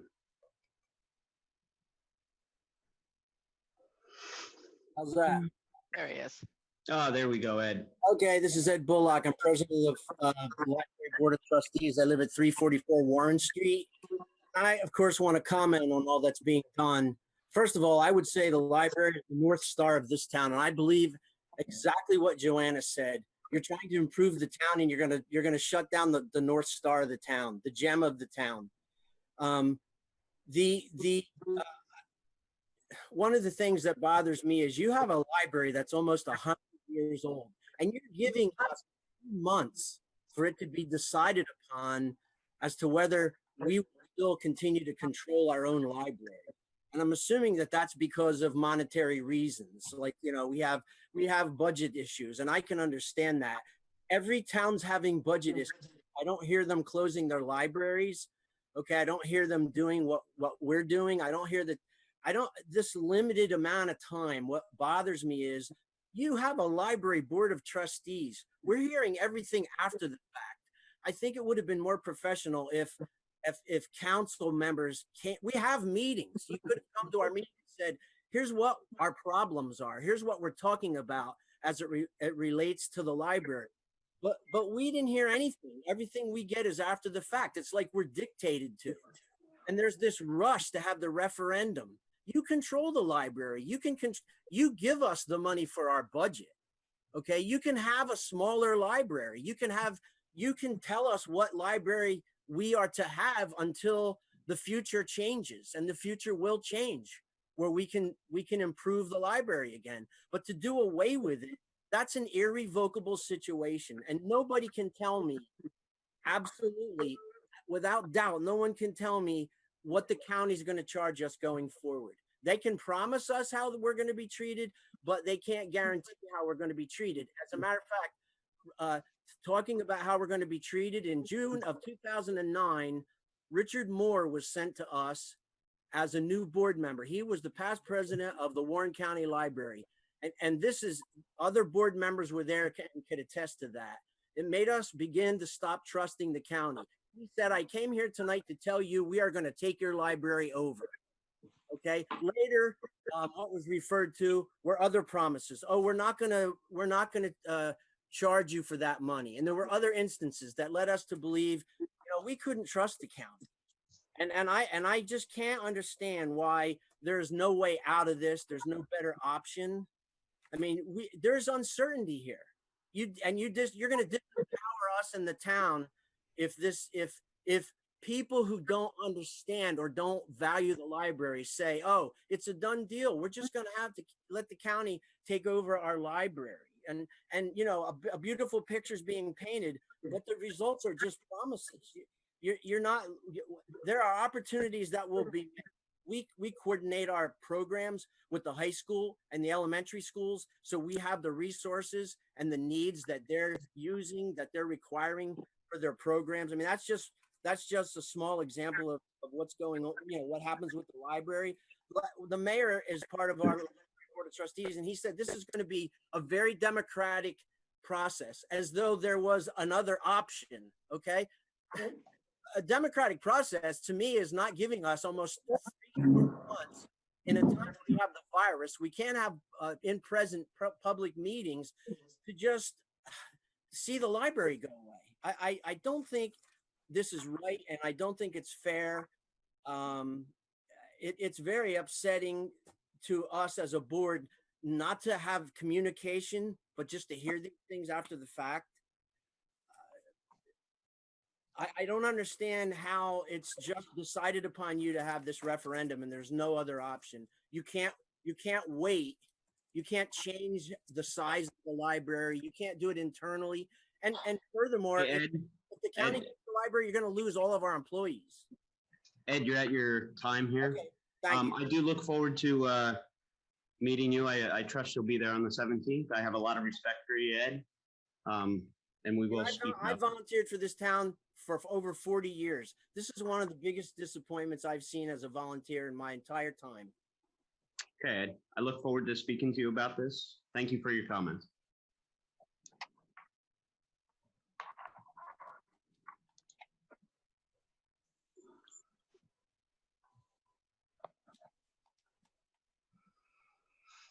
I have Anna Marie. Julius. Name and address, please. Anna Maria Julius. I'm at 793 in Columbus Avenue. I would just like to echo the same thoughts that have been presented by Joanna and Ed. I find it so disheartening that, there's no other option but losing our library. I mean, as an impoverished community, libraries present a great equalizer in our community, right? Free access to information, especially to residents who don't have the abilities to access that information on their own or privately. The programs there, I'm just curious if council has ever attended the programs. I mean, how often does council members go to the library, see the services they provide? In looking at the research on libraries and third spaces, and I'm sure librarians at the library could give you all the research, we know that libraries provide a safe place, but they need to be accessible to residents. Saying that we're going to provide transportation, I think is ludicrous. I don't think the county's going to follow through. I think it's a deterrent to people to have to wait for us to access information. I think that you're going to find that, they're going to start by giving us transportation, and then suddenly there's not enough, interest in transportation, and we'll lose that too. And so you're going to have us funding the county library going to be underutilized by our own residents. The programs at the library are tailored to our community. It is a piece of who we are. It's a 100-year institution. If we have to scale back, I understand that. But I think that we need to look at this, not just from a money perspective. This is about like the heart and soul of Phillipsburg. It's sad to me that we're even at this place.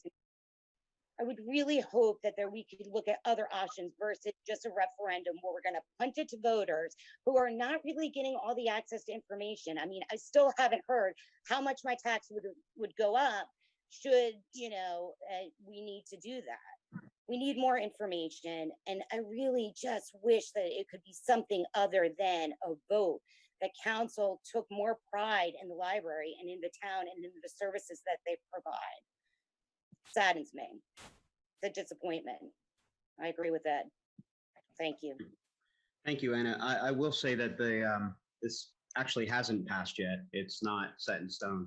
And there's a few months for us to get the information out to you. Like I said, on this agenda, we do have a vote to get financial services to take a look at the finances and how it will affect us financially. So I look forward to getting more solid numbers out to everybody for an informed decision if that's the way things go.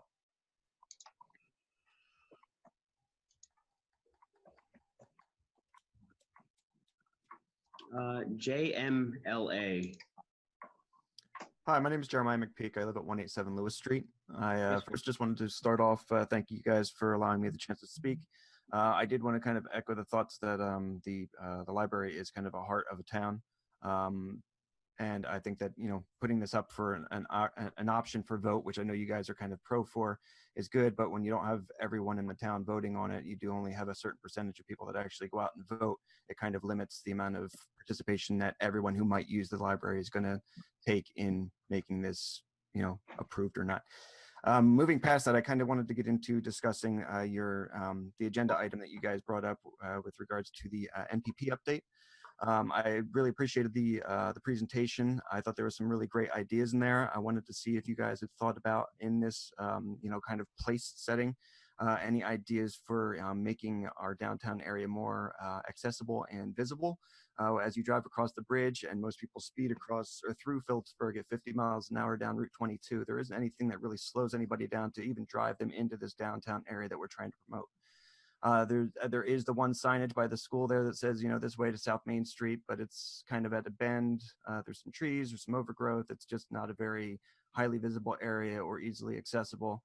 If you go the other ways, coming behind where the old Walmart and stuff was to come through the downtown area, again, there's not much you have arrived kind of ideas and stuff. And it's just something that I think could be driven to just promote the downtown area and just give more visibility to the area as a whole. And I wanted to see if this is something that you guys have kind of inquired into. I know that there was a overall plan that was created, but I know that the visibility for the downtown area then would only be as you're coming back from Easton across the Pay Bridge. And, I just wanted to see if there's any way that you guys could kind of get more information into promoting that. I mean, it's something that I think is lost. I think Councilwoman DiGirolamo would be more equipped to answer anything about MPP. Yeah, so the biggest piece of MPP is, as you saw in the beginning, the wayfinding. And the wayfinding was exactly that. It's signage, it's directional signs to parking lots, businesses, the historic district, all of the above, to answer your question. It is a very large piece of it, is getting people around the town of Phillipsburg in the different sections and where you go for what. However, we are not going to call it the NPP anymore because NPP, we are going to call it the South Main Alliance, all for Phillipsburg. It is a designated area of town, and that's one of the reasons South Main is in it, is because it is a designated spot. We are limited in where we can place things within that district, and that comes from the United States Census, which designated the zones we could have it, which Well, could just, change based on the census data. Sorry, I But don't mean to interrupt. that doesn't, well, let me finish. Sure. But what that does mean is, doesn't mean the town of Phillipsburg can't supplement where we need it. But once those recommendations come through, that is something we will work with the mayor's office on, and during budget discussions, what we need, where we need it. So yes, I can tell you definitively that it has all been discussed. Okay, and just kind of to wrap up, just one more thing, just an idea for you guys to consider. I'm a landscape architect, and I've sat through many discussions on how to promote and make towns more viable with, traffic and the use of the area and stuff. Is there any ideas of the possibility of slowing traffic down along 22 and not making us just kind of a throughway, making us more of a, if you slow people down, they're going to have more visibility of the businesses and stuff along that throughway, and maybe have an idea of slowing them down before they get to the pay bridge, just to be like, okay, if I can't go this way. I know it generates additional traffic and kind of crowds the downtown area along the South Main corridor, but if you can get more people on there and they're stuck and they might see a business front and be like, oh, I've never seen that there before, and we'll have a chance to come back and use the business instead of just speeding through to get to Pennsylvania and just get it out of Phillipsburg as fast as possible. Just an idea. Okay, thank you very much. I do see somebody with a sign up. Maybe they're having trouble. Monica, I've seen you holding a sign there for a little bit. I was having trouble reading it. Hold on one second.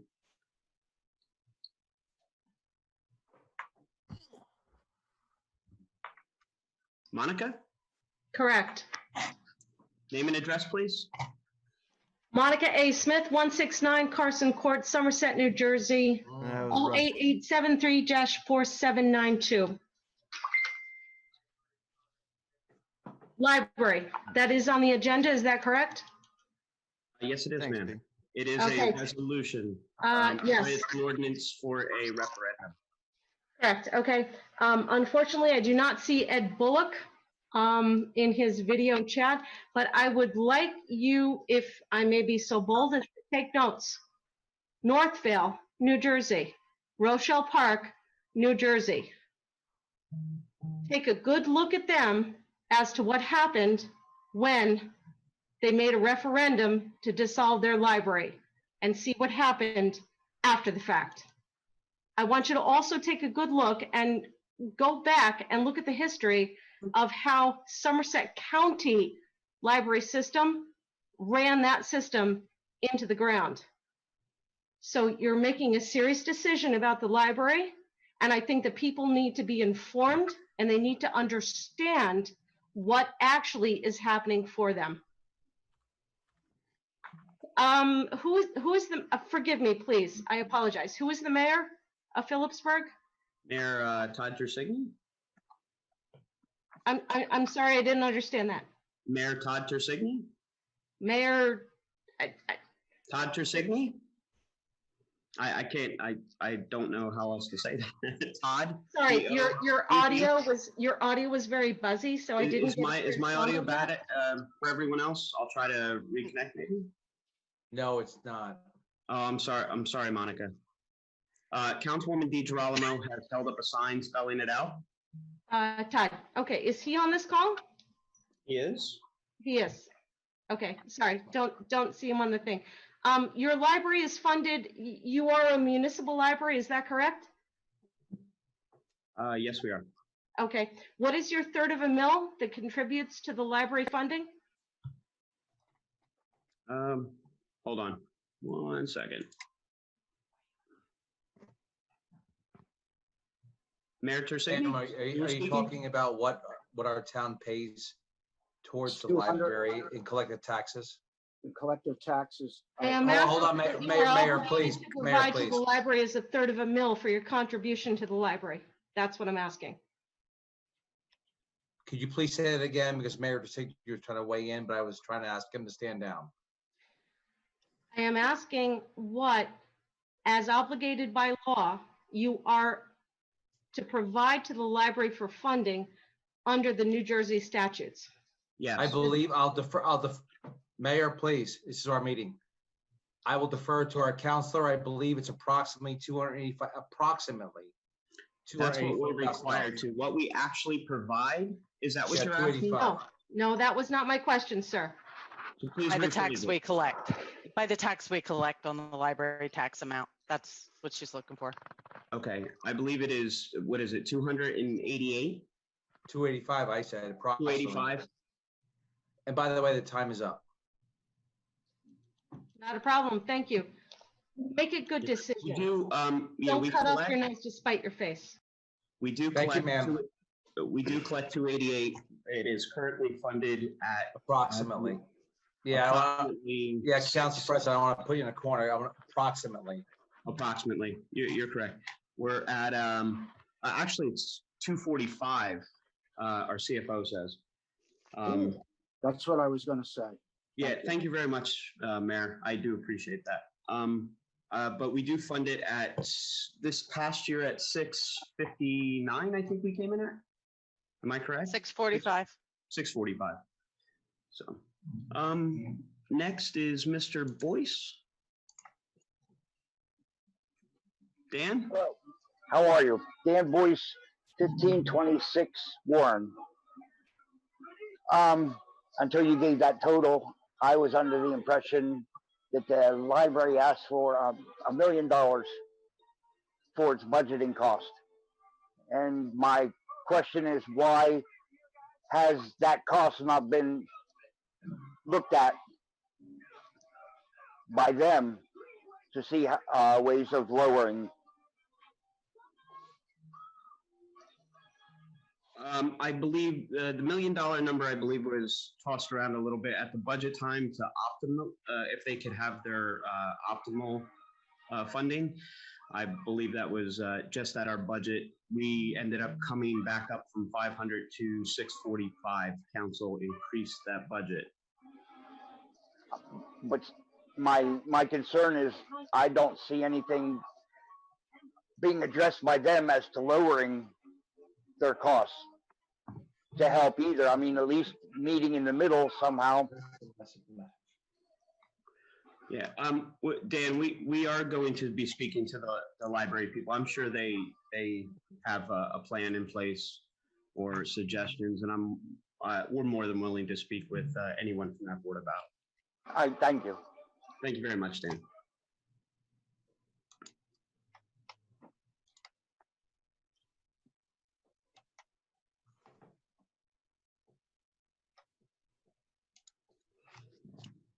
Jay?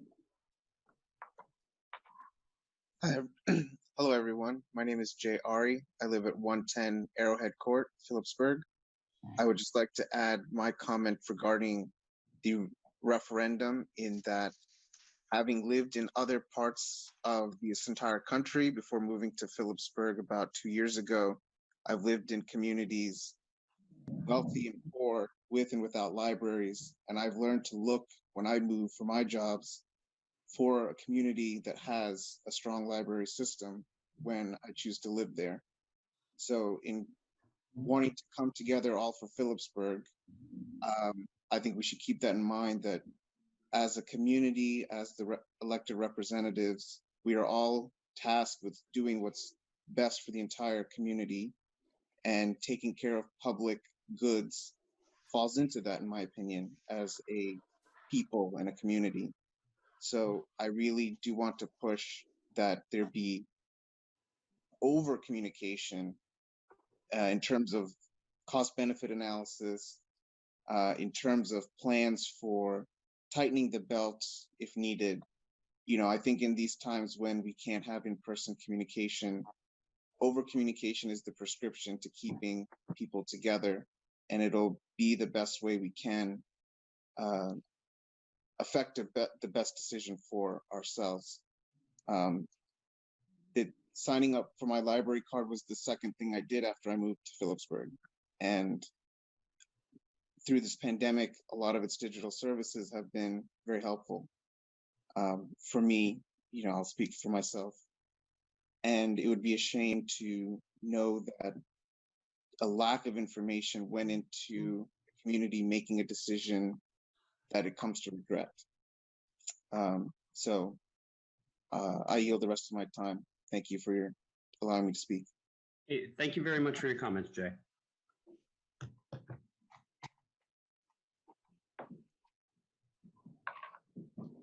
Back to Diana.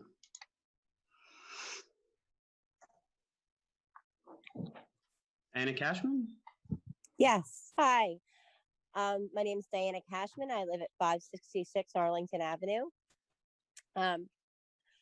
My question is one of the mitigating factors into considering the library's closing necessary repairs, or is it just an overabundance of operational costs that are becoming a budget issue? You broke up there at the end, Diana. I'm sorry. I apologize. Basically, what I'm asking is it just the operational, like the day-to-day operational costs that are becoming a factor, combined with the issues with the county contribution, or are there any impending repairs to the building that are coming up that are going to become a budget issue in the future as well? I mean, it is an older building. I wasn't sure if that was also a mitigating factor. Yeah.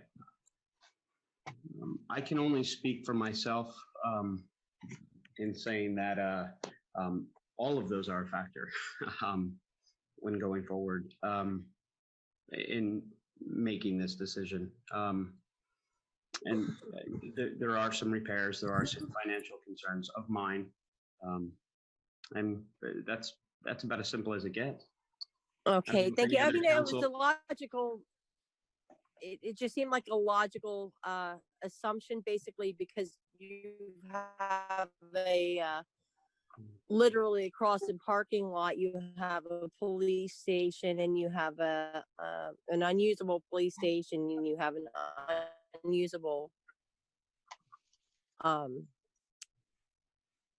town hall currently. So it would stand to reason there's potentially some similar building of a close in age range. Yeah, and that was just my question, is if that was another. I mean, it's no secret that we have other buildings that are in desperate need of renovation or reassignment, or we have a lot of expenses coming up in town. That's obvious. I don't know if any other council person would like to weigh on their thoughts on why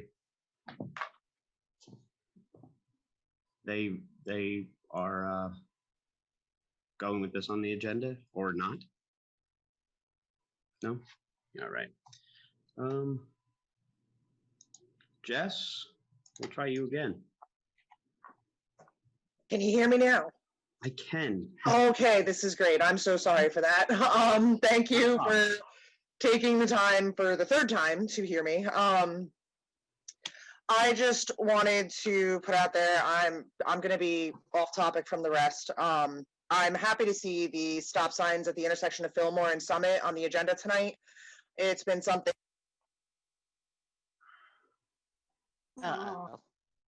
Jess, you cut out again.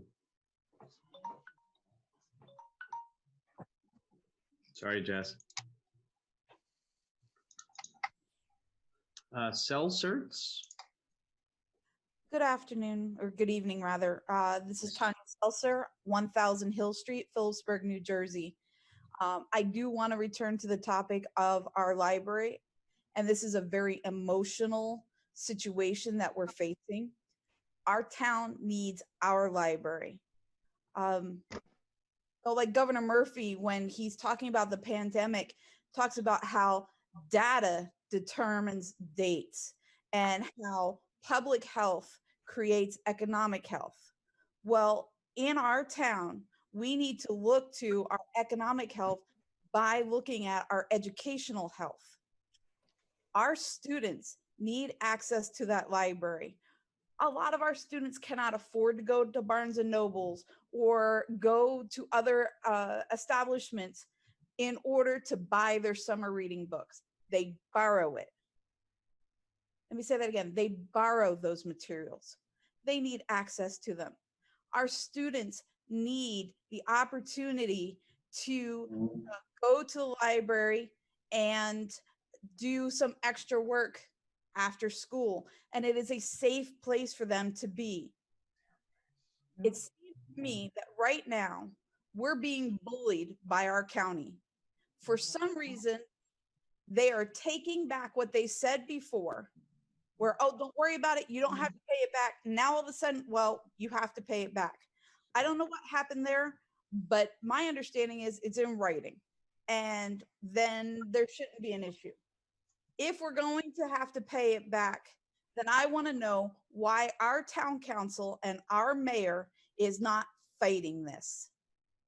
You should be fighting for us. You were elected by us to do what is best for this town.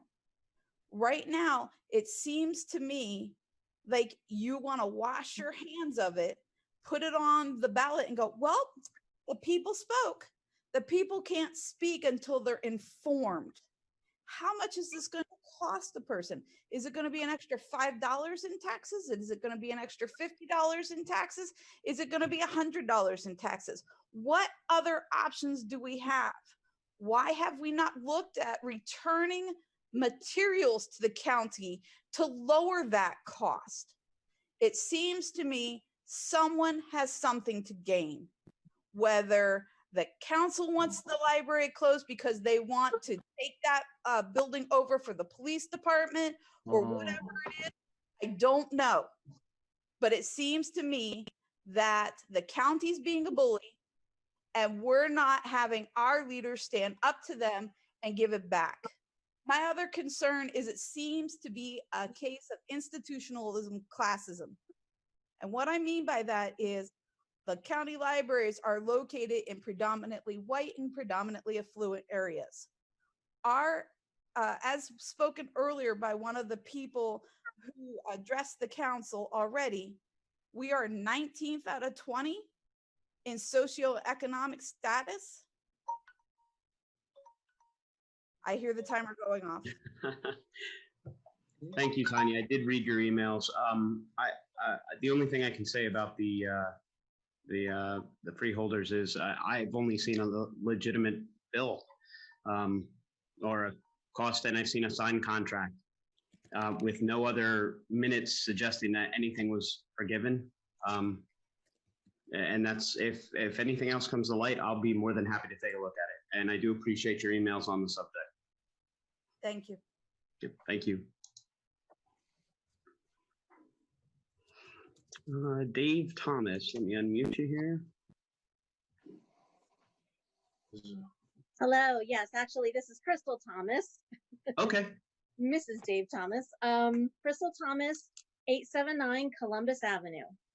I just have a short statement to read for you. Sure. As a Phillipsburg resident, the library was an integral part of my 3 sons' upbringing. I would take the boys weekly, sometimes more than once, to participate in the children's programs that the library had to offer. Reading contests and games, crafts, summer challenges, etc. We loved going, and my boys, now almost 26, 22, and 22, have become lifelong readers. Your job is to hear the voice of the people and act on their behalf. The people want their library. How can you put something on the ballot if the people don't want it? As a teacher here in the town of Phillipsburg, I can tell you that the students of Phillipsburg are our future and they need their library. The library is a place for them to easily walk to so they can study, read, have computer access, and most importantly, do all of these things in a safe place, because their school and library may be the only safe place for them to go. So please save the library for the kids of Phillipsburg. Thank you. Hey, thank you, Ms. Thomas. Pat. Yes, I am Pat Tumulty, the Executive Director of the New Jersey Library Association, who was previously on the call. Yes. You remember me. like other people, I was a former Peaburg resident. Address, please. Right now, I live at 130 Sandeacon Drive, Trenton, New Jersey. Okay, thank you. I used to live at 41 Chambers Street, Phillipsburg, New Jersey, 3 Fairview Heights, Phillipsburg, New Jersey. My grandparents lived at 628 South Main Street. So I'm very happy to hear about the South Main Street project. And also, as an old Phillipsburg girl, you know, once the library was on South Main Street. Back in the day, before you built it, you put it back uptown. So maybe if it had stayed down there, you would have incorporated Pat, you're blowing up your mic there. We can't understand. I can't understand everything you're saying. Okay, I'll step back. Is that better? Yes, for me it is. I don't know if anybody else had that problem. I just want to reiterate and thank Joanna. Again, you need to have the numbers for the people of Phillipsburg to make an informed decision.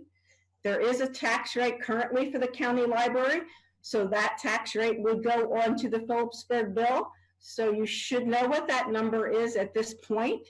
There is, you know what your ratables are. There is a tax rate. So numbers should be available as soon as possible for the residents to understand the difference that they will be paying. And again, what they'll be getting and what they'll be losing. And I also encourage that under library law, the mayor does make the appointments to the library board. So there should be very close relationships between the town and the board because it is in the law that way. So as you're facing this critical issue, I stress that you should try to make sure that that communication system is open. That is why the law has been designed to have the mayor make all the appointments to the library board. And that has been a law for hundreds of years so that there is communication. But I'm not hearing that there has been as much communication in this issue. Again, my association takes no position, but our position is people need to be informed.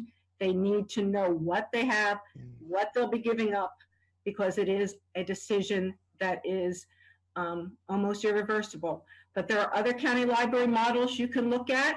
There are other ways to study about how you provide libraries. I don't know that a lot of that has been looked at. But again, thank you, Joanna. You heard me. Provide the information to the public.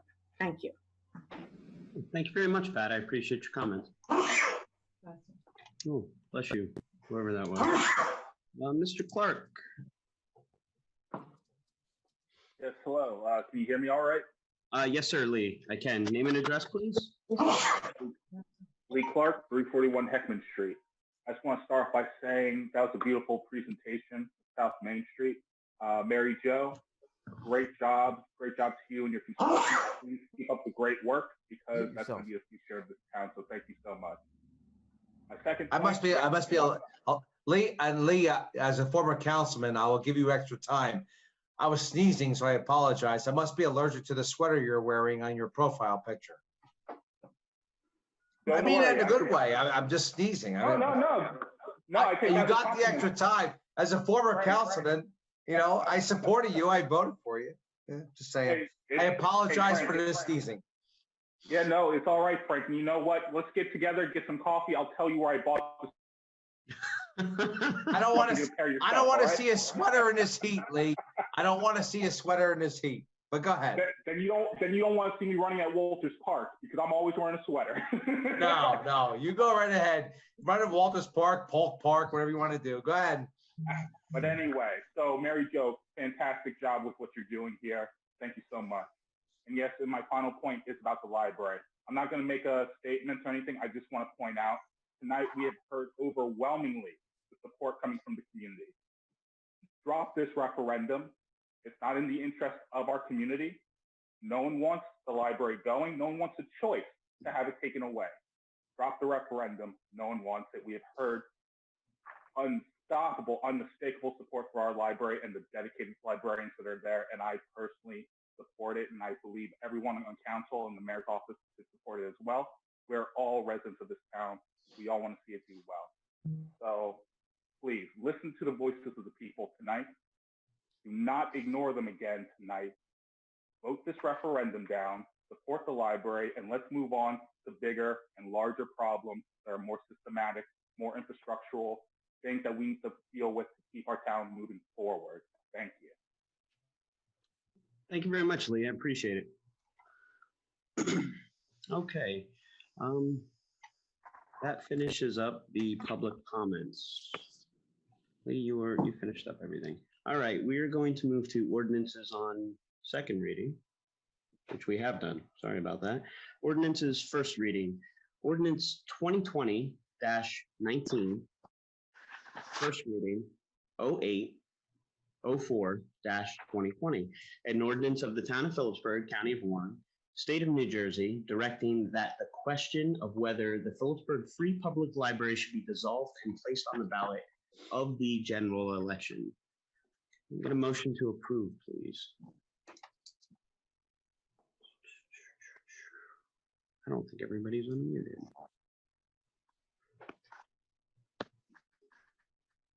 I'll motion for discussion. Can I get a second? Second. I'll second for discussion. Okay. Discussion, Councilman Wyatt. Based on recent negotiations with the county freeholders that the mayor had, and the county, from my understanding, has indicated that they're willing to stretch the payments out 6 years.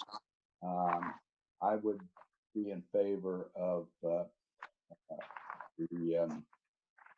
keeping the library and working with the library board to work within some reasonable budget constraints. And next year, if that doesn't work, we'll have made an effort to keep the library and work within our budget. I'll be voting no for this. Okay. Councilwoman DiGirolamo?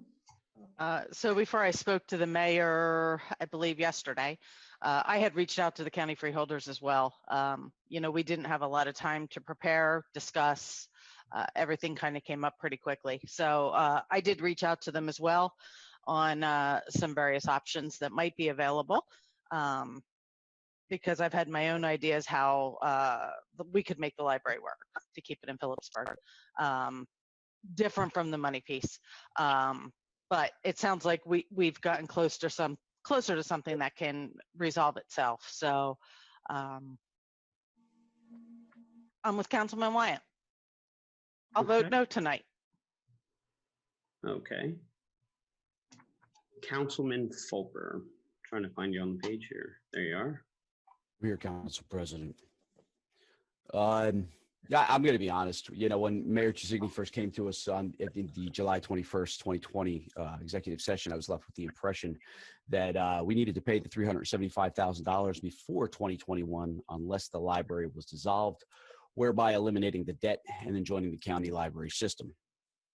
$375,000 is a lot of money, especially to our taxpayers. It felt rushed, and at the time I made that decision, I personally felt that the decision, the magnitude was fair, just, and the absolute right thing to do by placing it to a voter referendum. I say that because I took an oath to represent all of Phillipsburg, both for and against the library issue. In my opinion, it was unfair to represent one faction and not the other. Therefore, I voted yes to place this on a referendum, despite my personal support for the Phillipsburg Free Public Library. And although it was brought to a vote, I was aware that members of our town government were working with the county to achieve a resolution to try and avoid losing the library. After listening to Mayor Chisigny's pitch for a freeholder approved 6-year payment proposal and reading the surprise social media posts, which none of us knew about, which clearly states that the library will be open and functional for many years to come, I don't feel that we can nor should we put this to a referendum, especially if the mayor is committing to fully funding the library so it will be truly fully operational and open for many years to come. Now, I'm only here for 1 more year, and I will fight to fund the library in 2021. But to be honest, I can't promise what's going to happen in the future. So it sounds to me like my colleagues will join me tonight in voting down this referendum, but I must stress that I will be fighting to fund the library next year. So there can be no surprises when budget time comes. Okay, thank you, Councilman Fulper. Council Vice President.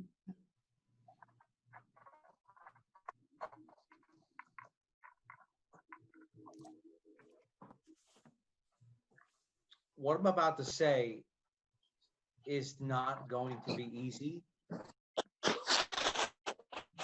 I'm going to say it. There's a lot of just background noise. I'm sorry. We good? Yeah, you're fine. All right.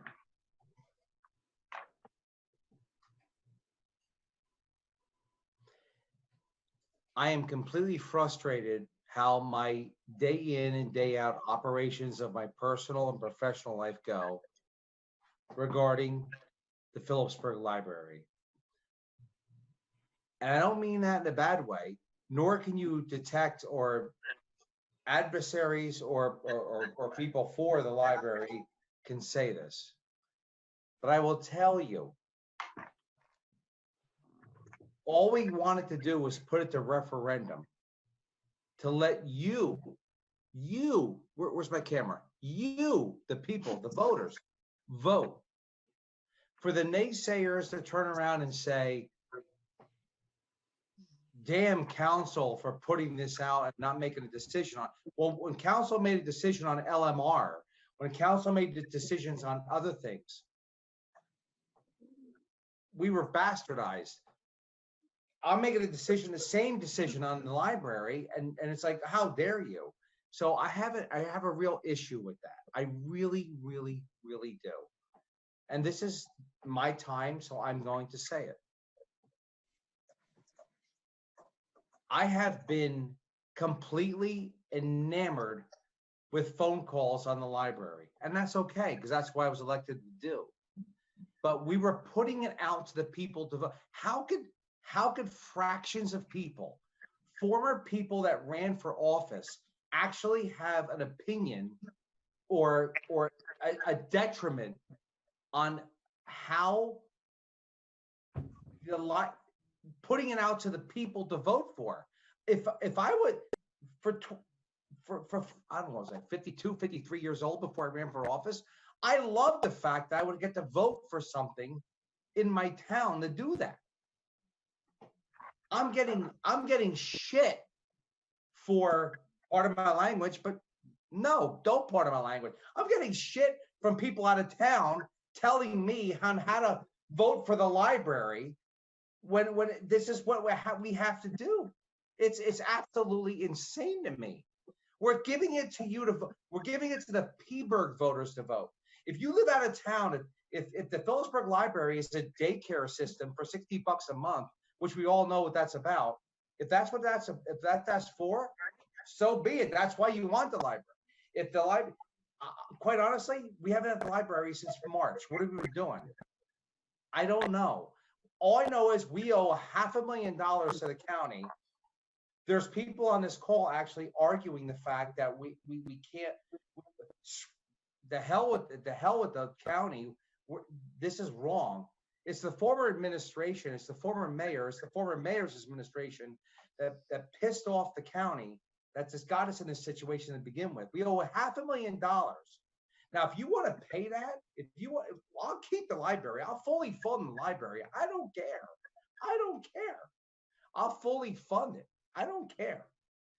But when your taxes go up, I'm not going to say amount, but this amount of money, and you go, wow, what happened? This is what you wanted. So, yes, I'm emotional over it, because for $47 a week, and I'm the only councilman that sits there and says this, for $47 a week, this is what I go through. Praying to God my actual professional job doesn't fire me over what's going on. In addition to the release of the mayor's release, which is a whole different animal.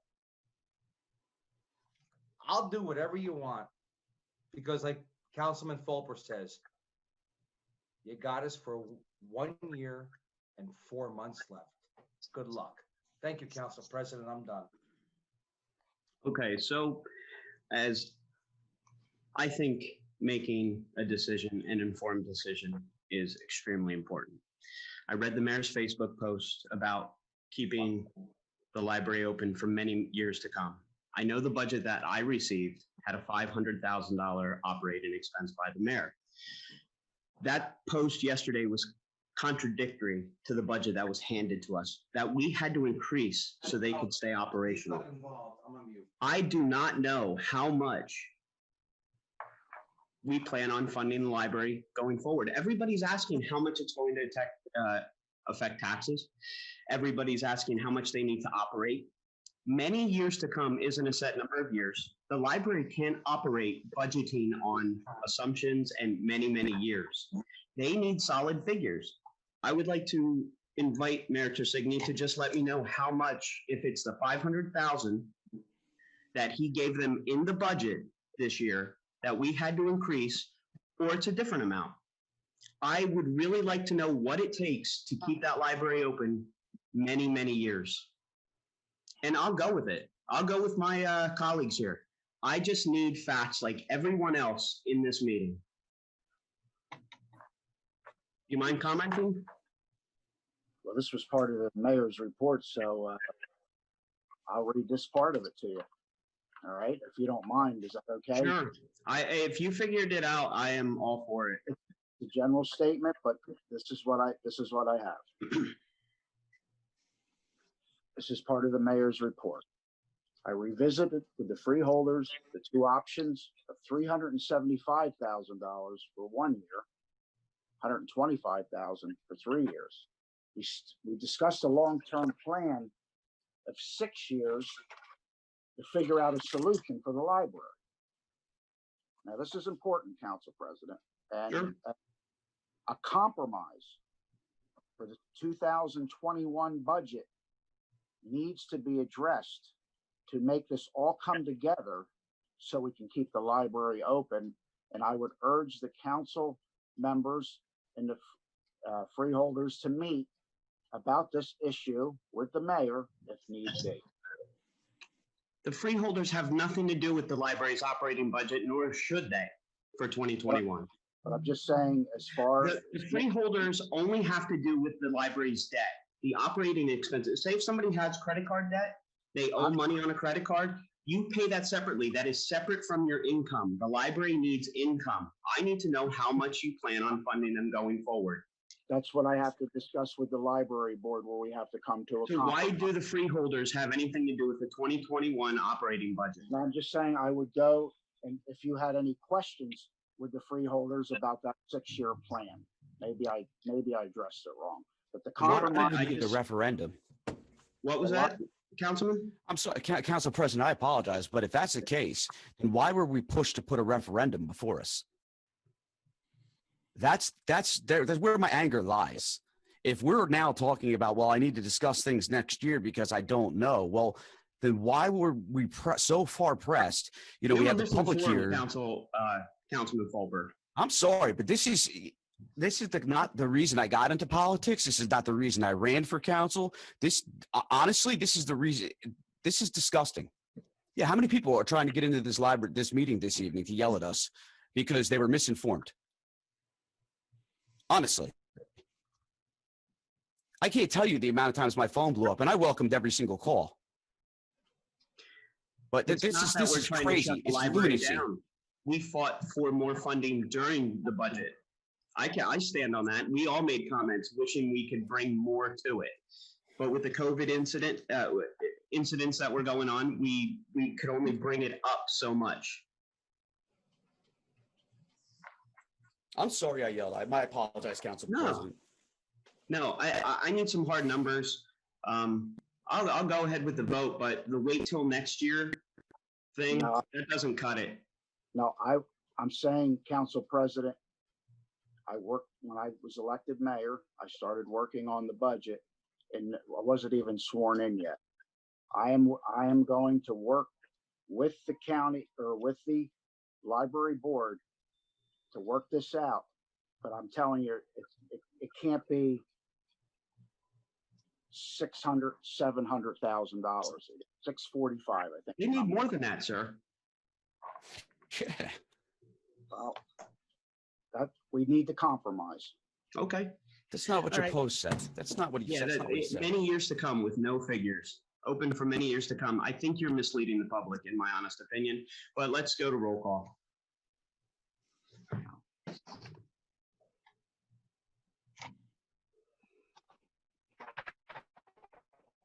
Councilman Wyatt, No. Councilwoman DeGirolamo, No.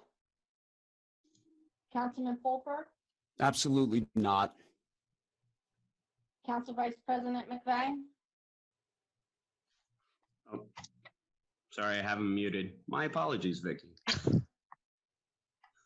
It might have been a Council good Vice idea that, President yeah, McVeigh. yeah, Oh. yeah, it might have been a good idea I was unmuted because the mayor's answers were absolutely absurd. No. Council President Piazza. No.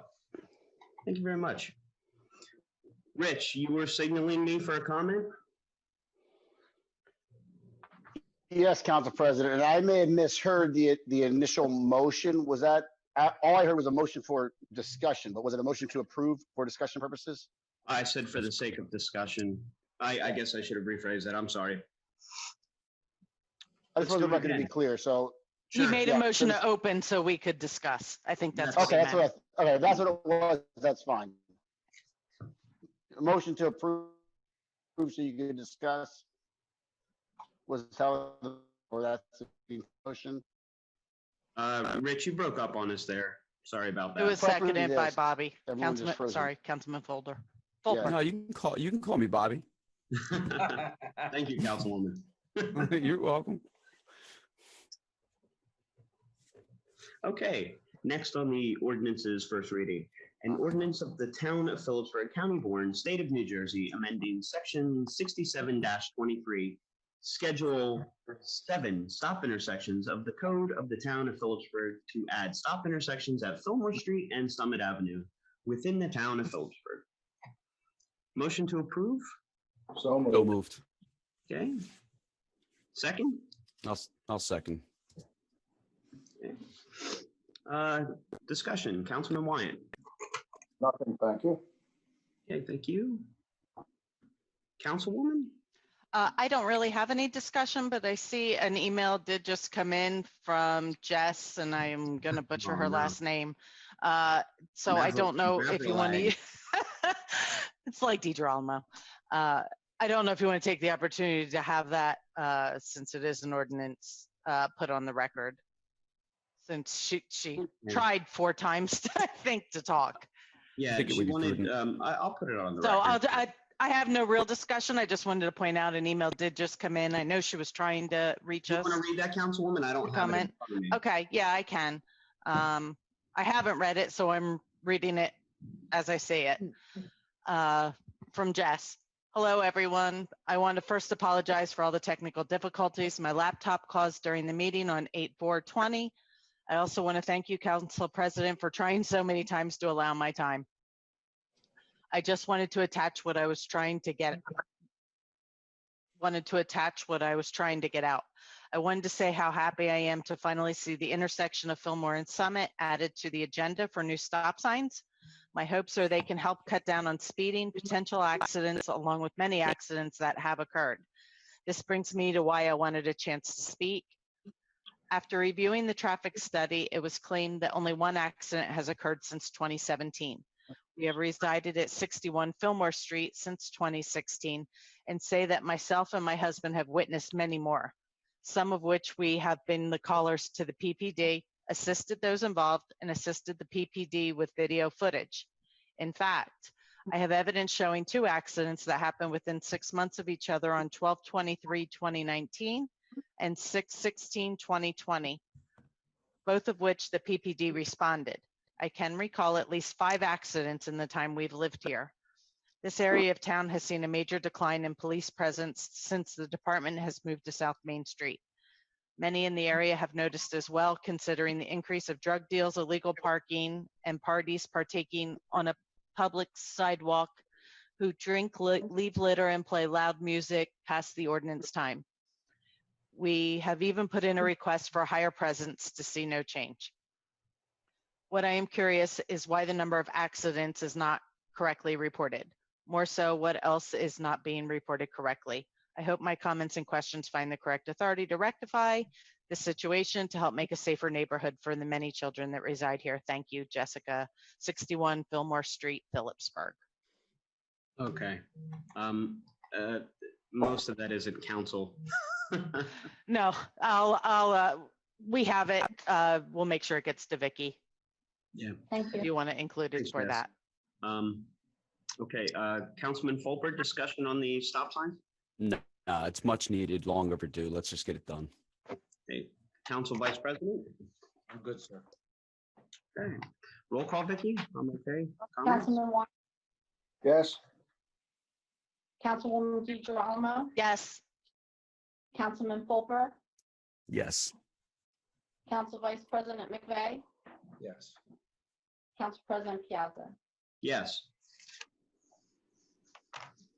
All right, resolutions. First, I'd like to pull, before we go on to the consent agenda, there's an item here that probably should have been taken care of separately.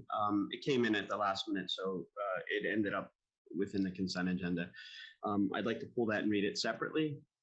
It's Resolution 2020-155, resolution of the town of Phillipsburg authorizing the transfer of certain agreements with I-78 Logistics Park to Phillipsburg Urban Renewal LLC to PR 178 Logistics 1000 Rand Building 3 Urban Renewal LLC to PR I-78 Logistics 2000 Rand Building 5 Urban Renewal LLC and PR I-78 Logistics 4000 Addison Building 6 Urban Renewal LLC.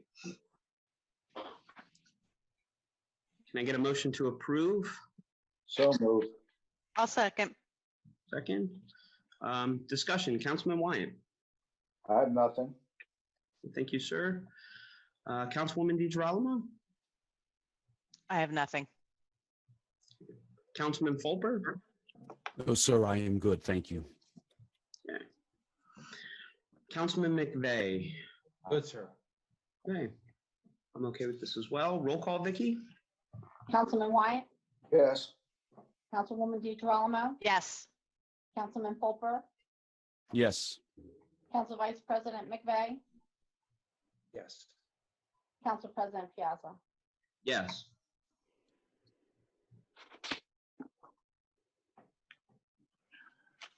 Okay, on to the consent agenda. First, if there's anything you'd like to have pulled, Councilman Wyatt? No, I'm good, thank you. Okay, thank you. Councilwoman DeGirolamo? Just 2020-152. 152, you said? Yes. No, I'm sorry. Actually, that's not the right one. 2020-145. 145, yes. Okay, Councilman Fulper? Sir, can you come back? You know what? 145 was already pulled. I'm fine. Okay. Vice President McVeigh? I'm good, sir. Okay.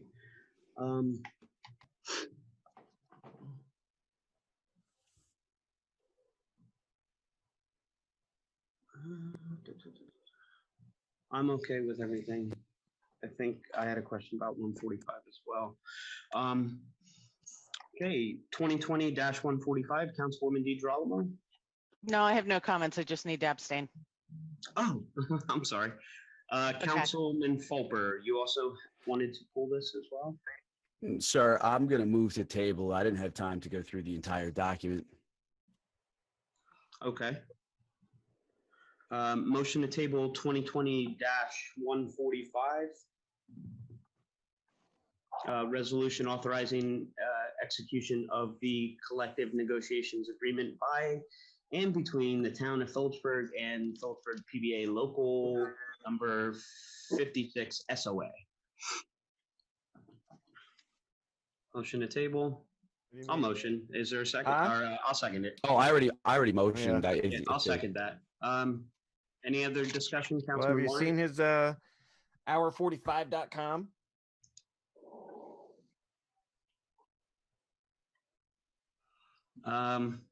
Excuse me, Yeah, somebody jumped in there. That's it's fine. So I second discussion. Councilman Wyatt? I have no good discussion at this time. Thank you. Okay. Councilwoman DiGirolamo, any other comments? Okay. Councilman Fulper, you already spoke. Councilman McVeigh. I'm good, thank you, sir. Rich, you had a comment? Well, it's a kind of a moot point now, but there's no discussion on a motion to table. Okay. Well, I'd like to hear everybody's thoughts. Try to speed this along. Thank you, Rich. I got all night. I guess I do too. Roll call, Vicky. Councilman Wyatt, No. Councilwoman, oh, you're abstaining, I'm sorry. I'm Councilman, abstain. Councilman Fulper, Yes. Council Vice President McVeigh, Yes. Council President Piazza. Yeah, it can. I'd like an informed decision by everyone. Yes. Okay. So the rest of the consent agenda, I'm going to just read the titles real quick for the minutes, minus 145 and 155. Resolution 2020-143, resolution authorizing the award of a contract for professional services with Nassau County Advisors, LLC, for real estate financial advisory services. Resolution 2020-144, a resolution of the town of Phillipsburg, County of Warren, State of New Jersey, rejecting all bids for the sports court. 145 we took care of. Resolution 2020-146, a resolution of the town of Phillipsburg authorizing the purchase through state co-op of mulch for the Firth and Green playgrounds in the amount of $7,897.50 from Ben Schaefer Recreation Inc. Resolution 2020-147, a resolution of the town of Phillipsburg authorizing the purchase of electricity supply services for public use on an online auction website.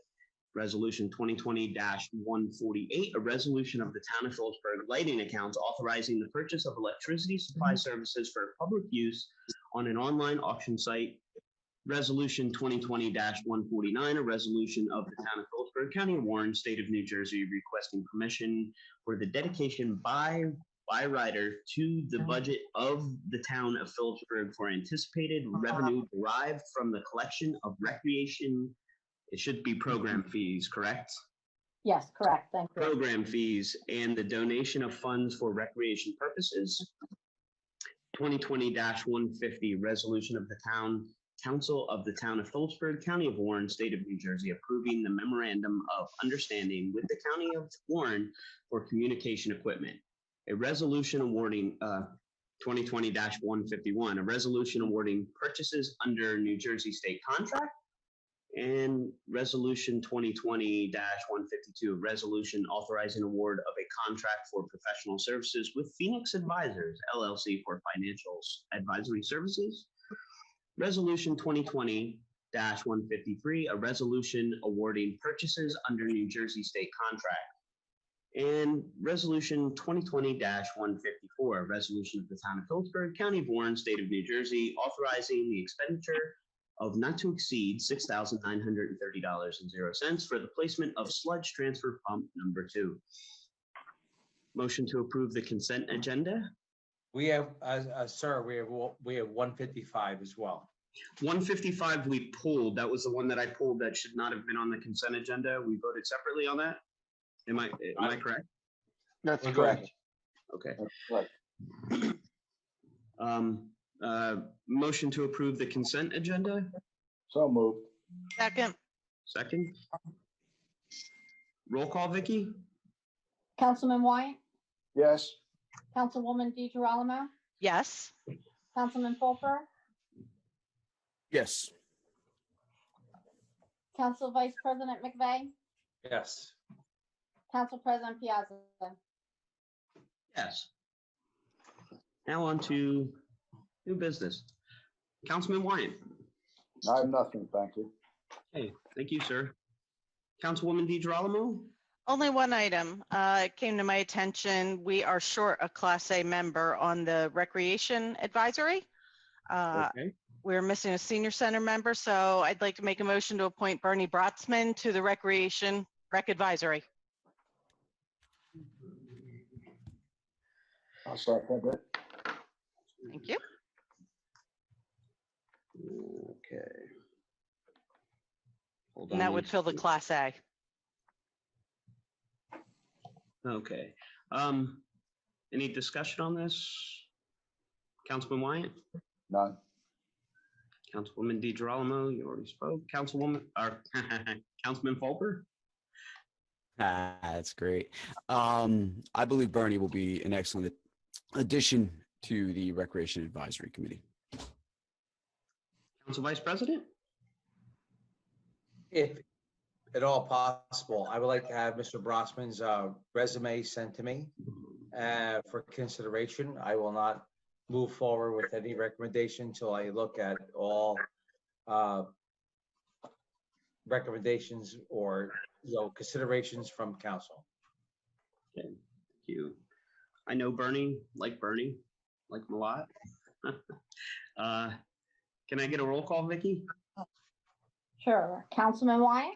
Yes. Councilwoman DeGirolamo? Yes. Councilman Fulper? Yes. Council Vice President McVeigh? I abstain for daydreaming reasons. Okay. Council President Piazza? Yes.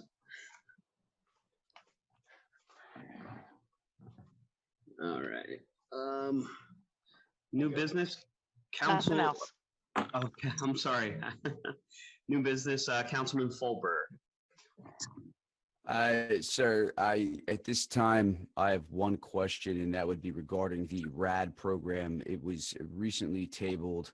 Never mind. I just got my answer, and it appears that we are unable to untable RAD this evening. However, I would look to ask that the RAD agreement be placed on the next agenda. I believe is that the shared service agreement you're talking about? Yes, Councilwoman. We had tabled a resolution, I believe, in late February, early March. I was absent. Yes, you were out of town on business, I believe. Yeah, okay, we'll look into that, Councilman Fulber. I would like to request Councilor Wenner, if you would, if the council would so find appropriate to for you to reach out to the Housing Authority to get a decent agreement drawn up. Certainly. Okay. Was that all you had, sir?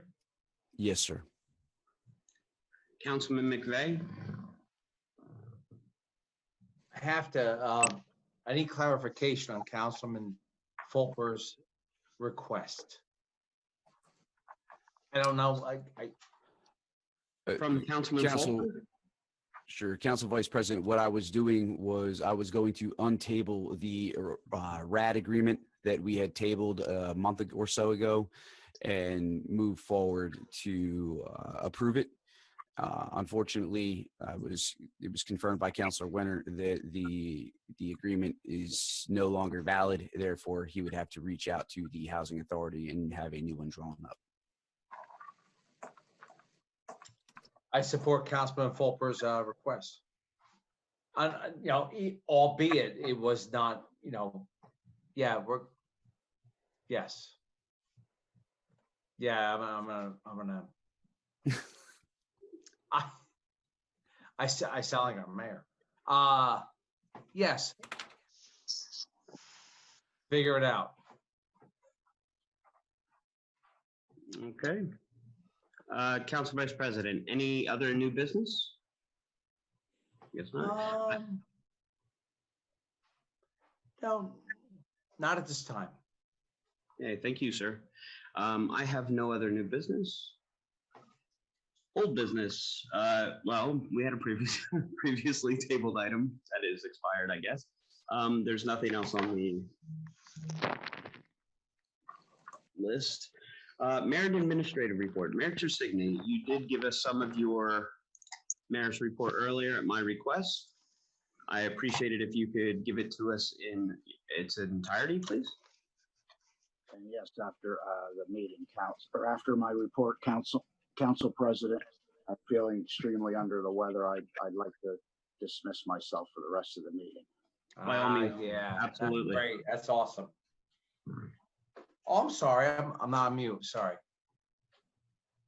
The RF, Yeah, go forward with your report, please. thank you. Mayor's report, August the 4th, 2020.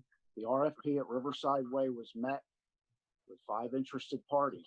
Present were Dan Schreck, Shelley McGregor, Rich Wenner, myself. Thank you for the professionals and council for starting this process. There was police present at Riverside Way for the overcrowding at the beaches to keep an eye on the activity in the area. Thank you for the chief and the police department for working with the mayor's office to prevent a potential bad situation. The CVS, Chamois Shine, and Romark Logistics at the former Ingersoll Rand track have continued quick progress to have a fast opening real soon. There will be ratables at these potential properties. August 8th, the town will have our 3rd wet down at the Walters Park. There will be a dunk tank, and I would like to thank Jen Sutton for helping to make the dunk tank possible. I'd also like to thank all the people who donated to make this happen. This will help everyone in an opportunity to dunk the mayor and the town council. The first 2 wet downs were a great success. Thank you, police, fire, OEM, Rich Hay, and Recreation for making this possible. I would like to thank Councilwoman DeGirolamo for helping to clean up the Riverside Way, and thank David Markle, resident who's helped out in many ways with this initiative also. Her dedication and his dedication to the community is keeping our town safe, healthy, safe, and much appreciated. The concerts in the park will start August the 8th at Chappelle Park. It starts at 6 o'clock. The first band to kick off the event will be Video Days, a tribute to the 80s. Please be safe and enjoy the great music. I revisited with the freeholders the 2 options of the 375, 1 year, 125 for 3 years. We discussed a long-term plan of 6 years to figure out a solution for the library.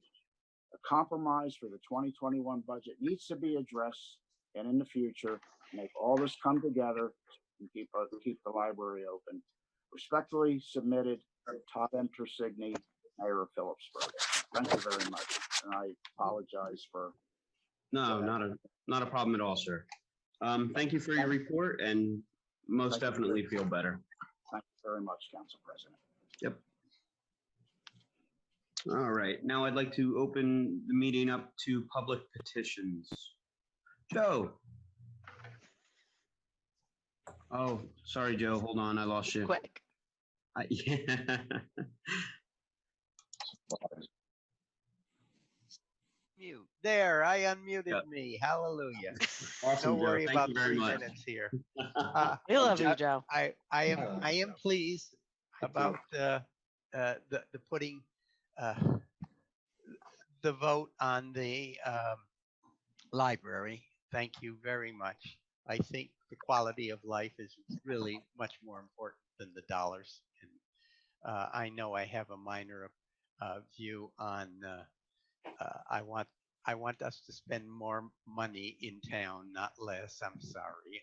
You all want to hold the dollar line, and I want us to spend so we have a better life in town. And so I'm hoping for that. But I would want to bring up another matter, the development, the Alliance, the South Main Street Alliance. I am so favor in it after we have a vaccine. At the last meeting, many people were speaking, council people were speaking during their open time in favor of things that gather us together. And that was also in the Alliance thing, bringing people together. Well, the COVID thing, Warren County, 3 weeks ago, we had 4 new cases in Phillipsburg. Then 2 weeks ago, we had 4 new cases in Phillipsburg. And then last week, we had 5 new cases in Phillipsburg, which means the transfer rate, which has to be below 0 for us to cut this thing out, is not going down, it's going up. The change is one thing. It is a time to tighten up, and we got to put off, I hope you put off all these promotions of even events. Let's all keep our masks on, groups of less than 10, not go random. We can do that after we have a vaccine. It's very important. I got my information from the Warren County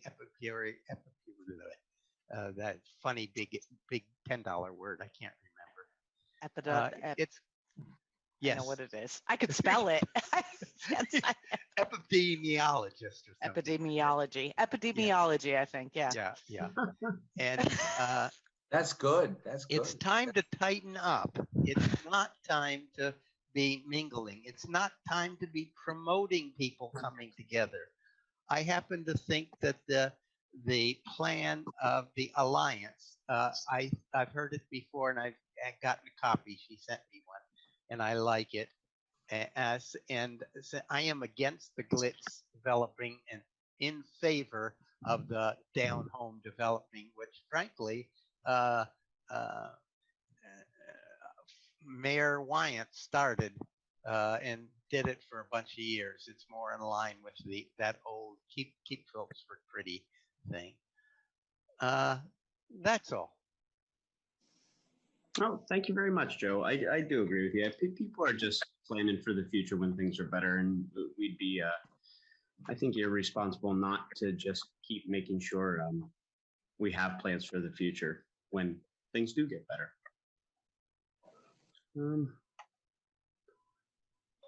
I'm not sure which one I have here, but Morissette. I'll let you say who you are. Good. That's a very good question, Randy. You can tell by the deep voice that this is David. Yeah. Morissette, 5 Fairview Heights, Phillipsburg, New Jersey. And Sandra wants to talk too, and we can also put the hand up and leave, go through that if you want, or she can speak next. I'll leave you think about that while I'm talking. Sure, that's fine. I want to thank council wholeheartedly from the bottom of my heart for voting no on the referendum. That is a huge thing for the town of Phillipsburg, and I thank you for that. Number 2, and I'm sorry the mayor left, because I wanted to thank him for keeping the crowding down. Right now in New Jersey, the rate of transmission for the virus, the rate is above 1. That means the virus is growing. And when it grows, if we don't get it under control, it takes off. And that overcrowding that I saw at Phillipsburg boat dock was seriously concerning. And when I drove by last weekend, I did not see those crowds. Number 3, there's a website called phillipsburg.libraryfacts.org. And that may be of interest to you because it might save you $390,000 or a large part thereof. Because at that website, there's a section for documents. In those documents, it will show you in one of the documents, the Second Amendment to the Federation contract, that we do not have to pay cash or whatever amount that is. We know that. What's that? We know that. Okay, so we shouldn't be paying the $390,000. And council members and Mr. Mayor, in absentia, when you meet with the freeholder, remember that, well, you know it. So we don't have to pay the $390,000. We're not a charity for the county. I know you guys know that. I know you guys are fiscally responsible, so you need to push back on that. And the county not only has been receptive in the past to forgetting about any cash payment or materials or collections, Jason Saranowski has gently pushed that for the freeholders. He wanted nothing from us. And that documentation is also up there on that website. And please fight for Phillipsburg, and don't do 390,000 or 370,000, whatever the number is. Materials and collections, if they want them, I think the library is more than willing to give them some of the stuff they paid for back. Okay, that's all I have. And thank you for the good stuff you're doing. And I promise to let you know when I have other opinions. I'm sure you will, David. Okay, thank you, sir. Want Sandra now? Or do you want her? Oh, yeah, that's fine. Just, that's okay. Oh, thank you very much. This is Sandra Morissette, 5 Fairview Heights. While I was really excited to see so many people on this town council meeting, a total of 100 people, absolutely wonderful. I was appalled to learn the rationale for capping this meeting at 100. I had tried to explain that the Eastern Area School District had a public Zoom meeting capped at 500, which was viewed concurrently on YouTube by a total of, I want to say, 1,400 people. It can be done, and this would ensure not only public involvement, but also awareness of community affairs. I also wish to voice my disapproval of Councilman McVeigh for such casual use of superlatives in a public meeting. I'm not a purist on such things, but this does nothing to further civil discourse or increase respect of public figures. And his last pointed shot at the mayor was uncalled for. As a teacher, and I know other teachers say this, if you have nothing good to say about someone else in your classroom, you don't say it. I'm glad to see, like my husband, that some in town council finally have recognized the library's worth to our residents. I am confused about the payment plan. It seems a moving, shifting number. 390,000, 350, 375, 360,000. Lastly, up until now, I had been worrying that the library referendum could indeed be construed as racist or an elitist decision like Ms. Seltzer had said. Thank goodness you thought well and carefully after so much public opinion and concern about our library. As to the library, it laid off 4 employees so that it could manage its budget. Try explaining that to the remaining employees who are also worried about their jobs. The town has not laid off any other employees, and those budgets for each department seems quite flexible. Once again, thank you for your support of the library, and I hope you will continue to do so for coming years.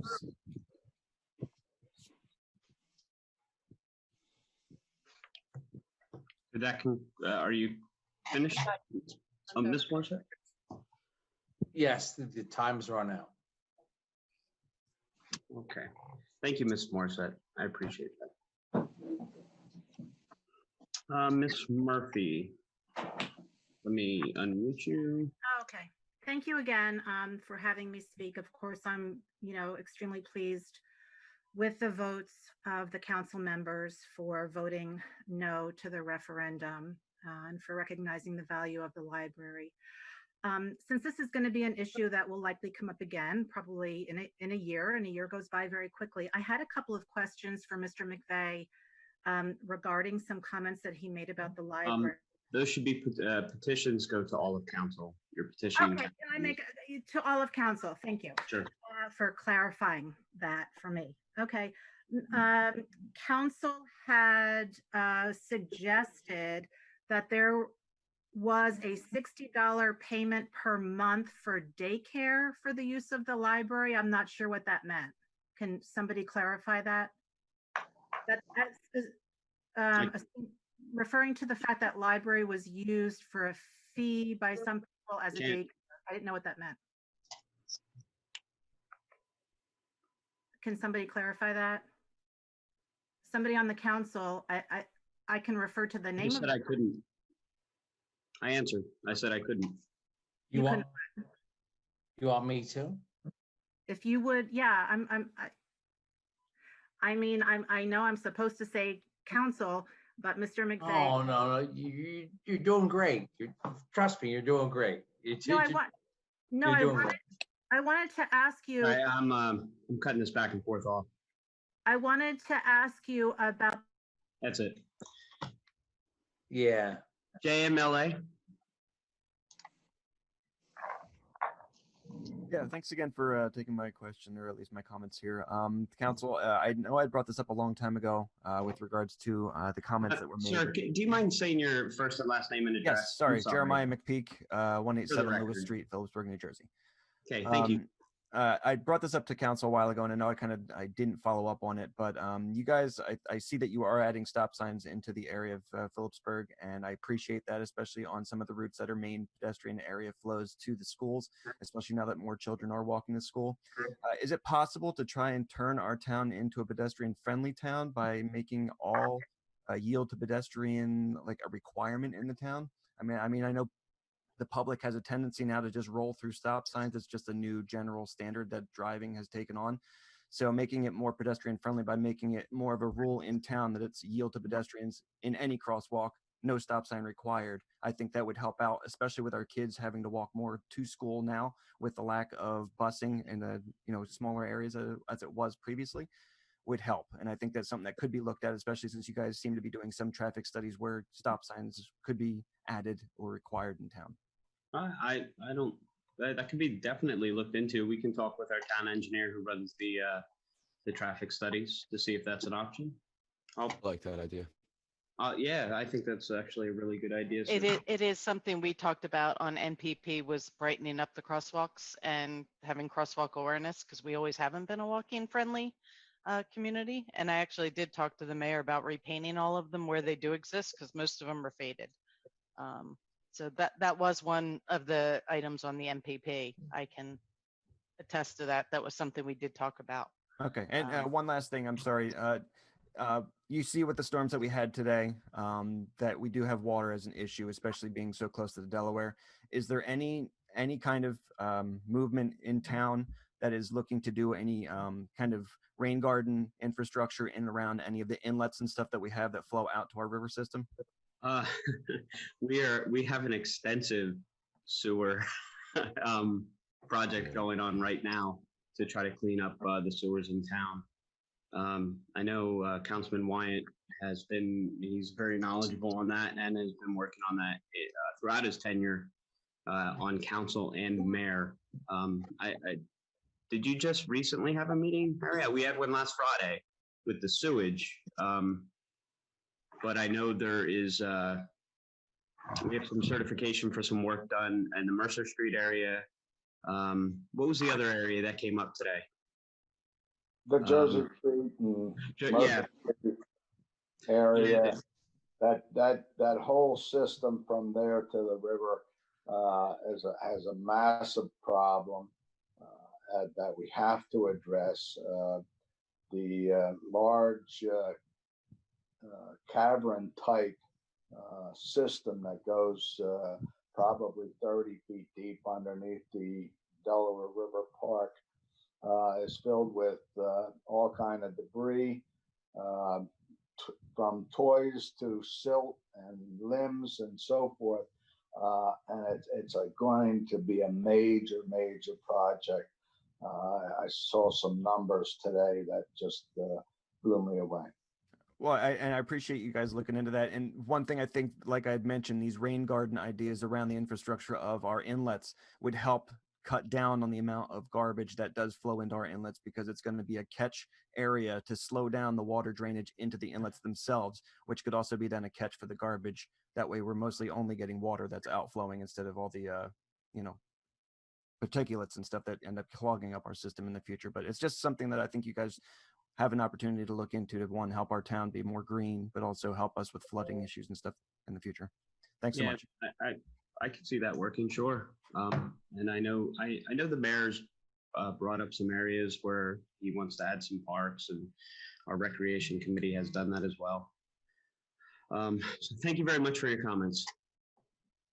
Melissa, are you Melissa. unmuted? Yes, Okay. Melissa Paulus, 26A Glen Avenue. I concur with Mr. McPeak about pedestrian safety. Actually, it's what I exactly posted to the mayor's Facebook that he deleted 3 times. It's a program through the state, so I can provide that information to you if you are interested. I would love it. Sure. Okay, I would gladly do that. But I also want to commend Council Vice President McVeigh and Councilman Fulper for their honesty, and actually yours as well, about this whole library issue. It's apparent that there's been a lot of misconception and some possible reason why the public has not been provided the total information or disclosure by the mayor. Like, I agree with And Mr. McPeak. it's unfortunate that he. Liz, we have some over talking. Can you? I can't find where it's coming from. I'm sorry. That's okay. Council President, it appears to be coming from the JMLA.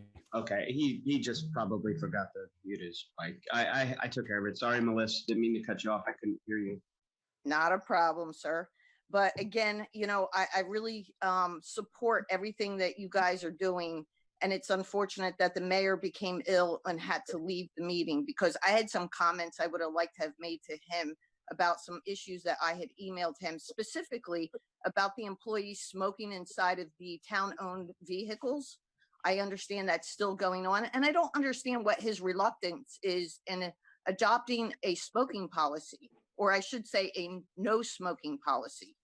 So again, I thank you. I hope you have a nice vacation, and I appreciate the time that you're putting in during your supposed vacation time, and you have a good evening. Thank you very much, Melissa. I appreciate that. I have Ed. I'm here. I'll be quick in the interest of time. I want to thank council. Can you hear me? Yeah, yes, sir. I want to thank council for your consideration and all that we said. Harry Wyant, when he was mayor, appointed me on the library board, and I and the board and Director Deb Messling try to do the best we can and be efficient with our money. I was glad to see Harry speak first, and I appreciate what you said in your starting comment, Harry. Also, I'd like to thank you for having the stop signs at Heckman and Warren. I think they're fabulous. It really slows traffic down. It's a lot safer. And I want to recognize New Jersey Youth Corps for putting up the hanging baskets down on Main Street. There's one in front of my office. It's fabulous. It was a big surprise when I saw them doing that. And I wish we could have some kind of a volunteer program to clean up the sidewalks and the street, because I'm constantly picking up trash in front of my office and next door to me. There's just too much trash around, and in light of the fact that we want to improve the downtown and promote it, I wish there was some youth organization or some other organization that would do some cleanup. Thank you. Okay, thank you very much, Ed. Appreciate that. Mr. Brisson, I unmuted you. I'm sorry if I passed you over. I didn't see you raising your hand at first. Yeah, I'm Emil Brisson, 94 Bowman Street. When you said when you passed me over, are you talking about this round? I'm sorry if I passed you over last round as well. I was going by the hand gestures on the side. I really do apologize if I missed you. So if somebody puts up a hand gesture, does it stay there for a while? It does. It indicates it until I remove it. It stays up the entire time until I put it down. Because when I put it up, it lasts for maybe. There's like an applause symbol, which I don't see, but there's a notification. There's a different symbol. It's a blue hand that comes up. Like I said, I should have been scrolling through the pages. That's on me. I really apologize. I don't know where to find that blue hand. Yeah, I know it shows up in different areas on different devices. So also, I tried to put something on chat, but it said my chat was disabled. I don't know. Yeah, I disabled the chat because there was a lot of inappropriate things being sent to people. I'm sorry. It's just the way I had to. Okay. I had hoped to make some comments before the votes before, but that's fine. I do want to thank the council members for voting against the referendum and supporting the library. I do want to reiterate, I know Councilwoman DiGirolamo said you're aware of it, but just to reiterate that we don't have to pay the $375,000 in cash. We can give them library materials. The library director is willing to do that. I also wanted to comment on the stop sign on Fillmore or by Fillmore and Summit. I was glad that Ms. Maverick was able to get her comments through, because looking at the information that was in the agenda that was provided by the engineer, it indicated, as she said, one accident in 3 years. I go through that intersection frequently. We live very close to there, but I don't see as much as Ms. Maverick does about what kinds of accidents might happen or whatever. So my initial reaction was, we don't need stop signs on Summit. There's one on Fillmore already. But I do want to mention that when someone is coming up Fillmore and getting to Summit Avenue, sorry, that there's no parking on this side, so you can easily see people coming. But even with the stop sign, if someone were trying to make a left-hand turn from Summit heading towards the high school, the old high school, make a left-hand turn onto Fillmore, there's not a lot of room there. So people would still be squeezed in. I was wondering about the possibility of, and I know this might not be popular with people who have to park there, but having a no parking here to corner for maybe 15 feet, or enough room for a car to get in there so that it would be easier to make the turn. Right now, there's cars parked right up to the corner, and it's very tight turning. Anyhow, that's all I wanted to comment on. Thank you very much. Again, I do apologize for missing you, Mr. Brisson. Okay. It was not my intention. It's okay. Joe. Joe again? Thank you. This is just a point of information. A point. If I had the same trouble that Emil had a long time ago. When I listened to Joe here. Okay. To get hold, to raise your hand, you click on participants, and you'll get a screen that comes up. If you go to the lower right hand corner, it says raise hand. That's the thing you click in order to raise their hand. And then if you want to lower it, you click the lower. Now, I didn't see a thing, but Randy, Councilman Piazza, saw me raise my hand and put it down. That's the trick you use to raise your hand. Yeah, Should I go through it again, or? I think he's got it. He's good. You got it? Yeah. Okay. From there, we're going on to council open time. Councilman Wyatt. Just a couple things. One thing is, it was just mentioned about the Fillmore Street parking right up to the corner. There is a 25-foot limit from a stop sign. So if somebody's parked right up to the corner on that side of Fillmore Street, they're illegally parked. And that is a issue that the police department should address. 25 feet from the stop sign back towards Morris Street. Secondly, earlier when there was some discussion about the accident, and I don't know whether I misunderstood Council Vice President McVeigh, and he can enlighten me if I did, but he had mentioned that the vehicle that the mayor drives was one that was pulled out of the public works. And You know, I don't know whether I misunderstood that or whether he actually meant that, but that vehicle is the Durango that I drove when I was mayor, and it's also the same vehicle that the previous mayor used. It's not one that's pooled from Public Works. So if I misunderstood, I apologize, but I just wanted to make that clarification if that was in fact what he meant to say. Thank you.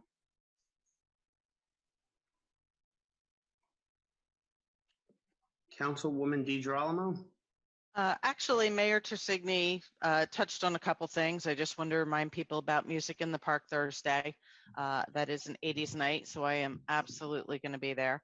And the splashdown. I again wanted to thank Jen Stone for setting that up, getting the dunk tank, and many, many people who have donated to help make that a good time. I was able to go to the last one. I will not be there Saturday. The Historic Commission, just some committee updates. They have a professional attending their meeting on Monday. I also will not be there for that meeting Monday, but the members are reviewing standards and creating their mission statement. So I should have more to report at the next meeting. And the revolving loan, I did speak to Rich and Bob Merlo about the recommendations that Rich put forward. Per Bob Merlo, as they were cleaning out the armory of all the files that were transferred from Corliss, they did uncover some of those contracts that were missing. So before we take action on those revolving loan items, Rich was just going to read through the contracts one more time and make sure no recommendations have changed based on that information they found. But they did find some of those missing documents in the armory. I think the NPP speaks for itself. So all for Phillipsburg. I hope everybody liked it. I'm excited to roll it out. On August 29th, there will be a job fair at the Envision Center. Romark Logistics is holding an event at the Envision Center, which is the Phillipsburg Housing Authority, to hire jobs, the balance for the Envision Center, for Romark, which is the White Claw warehouse. I do want to thank Dan Baranski for his updates all day today on the issues in the overflow as that was coming through. And the only last piece was the Municipal Alliance. Just a quick update, the funding was decreased. We received notice from the county and the state on that. The only thing they're funding, oddly, is money for the coordinator, not for holding any events going into next year. That's just due to overall decreased funding and people coming out of jail, not going in. That's what funded that program. So that money has been decreased. So we were notified officially that funding will be limited, as will any Municipal Alliance activities going into next year. That's all I have. Thank you very much, Councilwoman. Councilman Fulper. So the only thing I have this evening is to wish everyone a safe and healthy 2 weeks until we have the opportunity to meet again. Try and keep in mind that we are looking at 55-mile-per-hour winds this evening. Just stay safe, and that's it. Thank you, sir. Councilman McVeigh.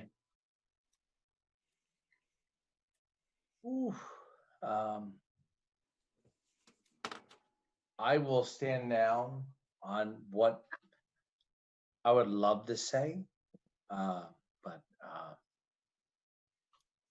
I'm good, sir. Okay. Thank you, sir. Really have much to add this week. I'm on vacation, so I'm going to go enjoy that. With that, the rest of the slate is clear. I'd like the motion to adjourn. So moved. All in favor? Aye. Aye. Thank you.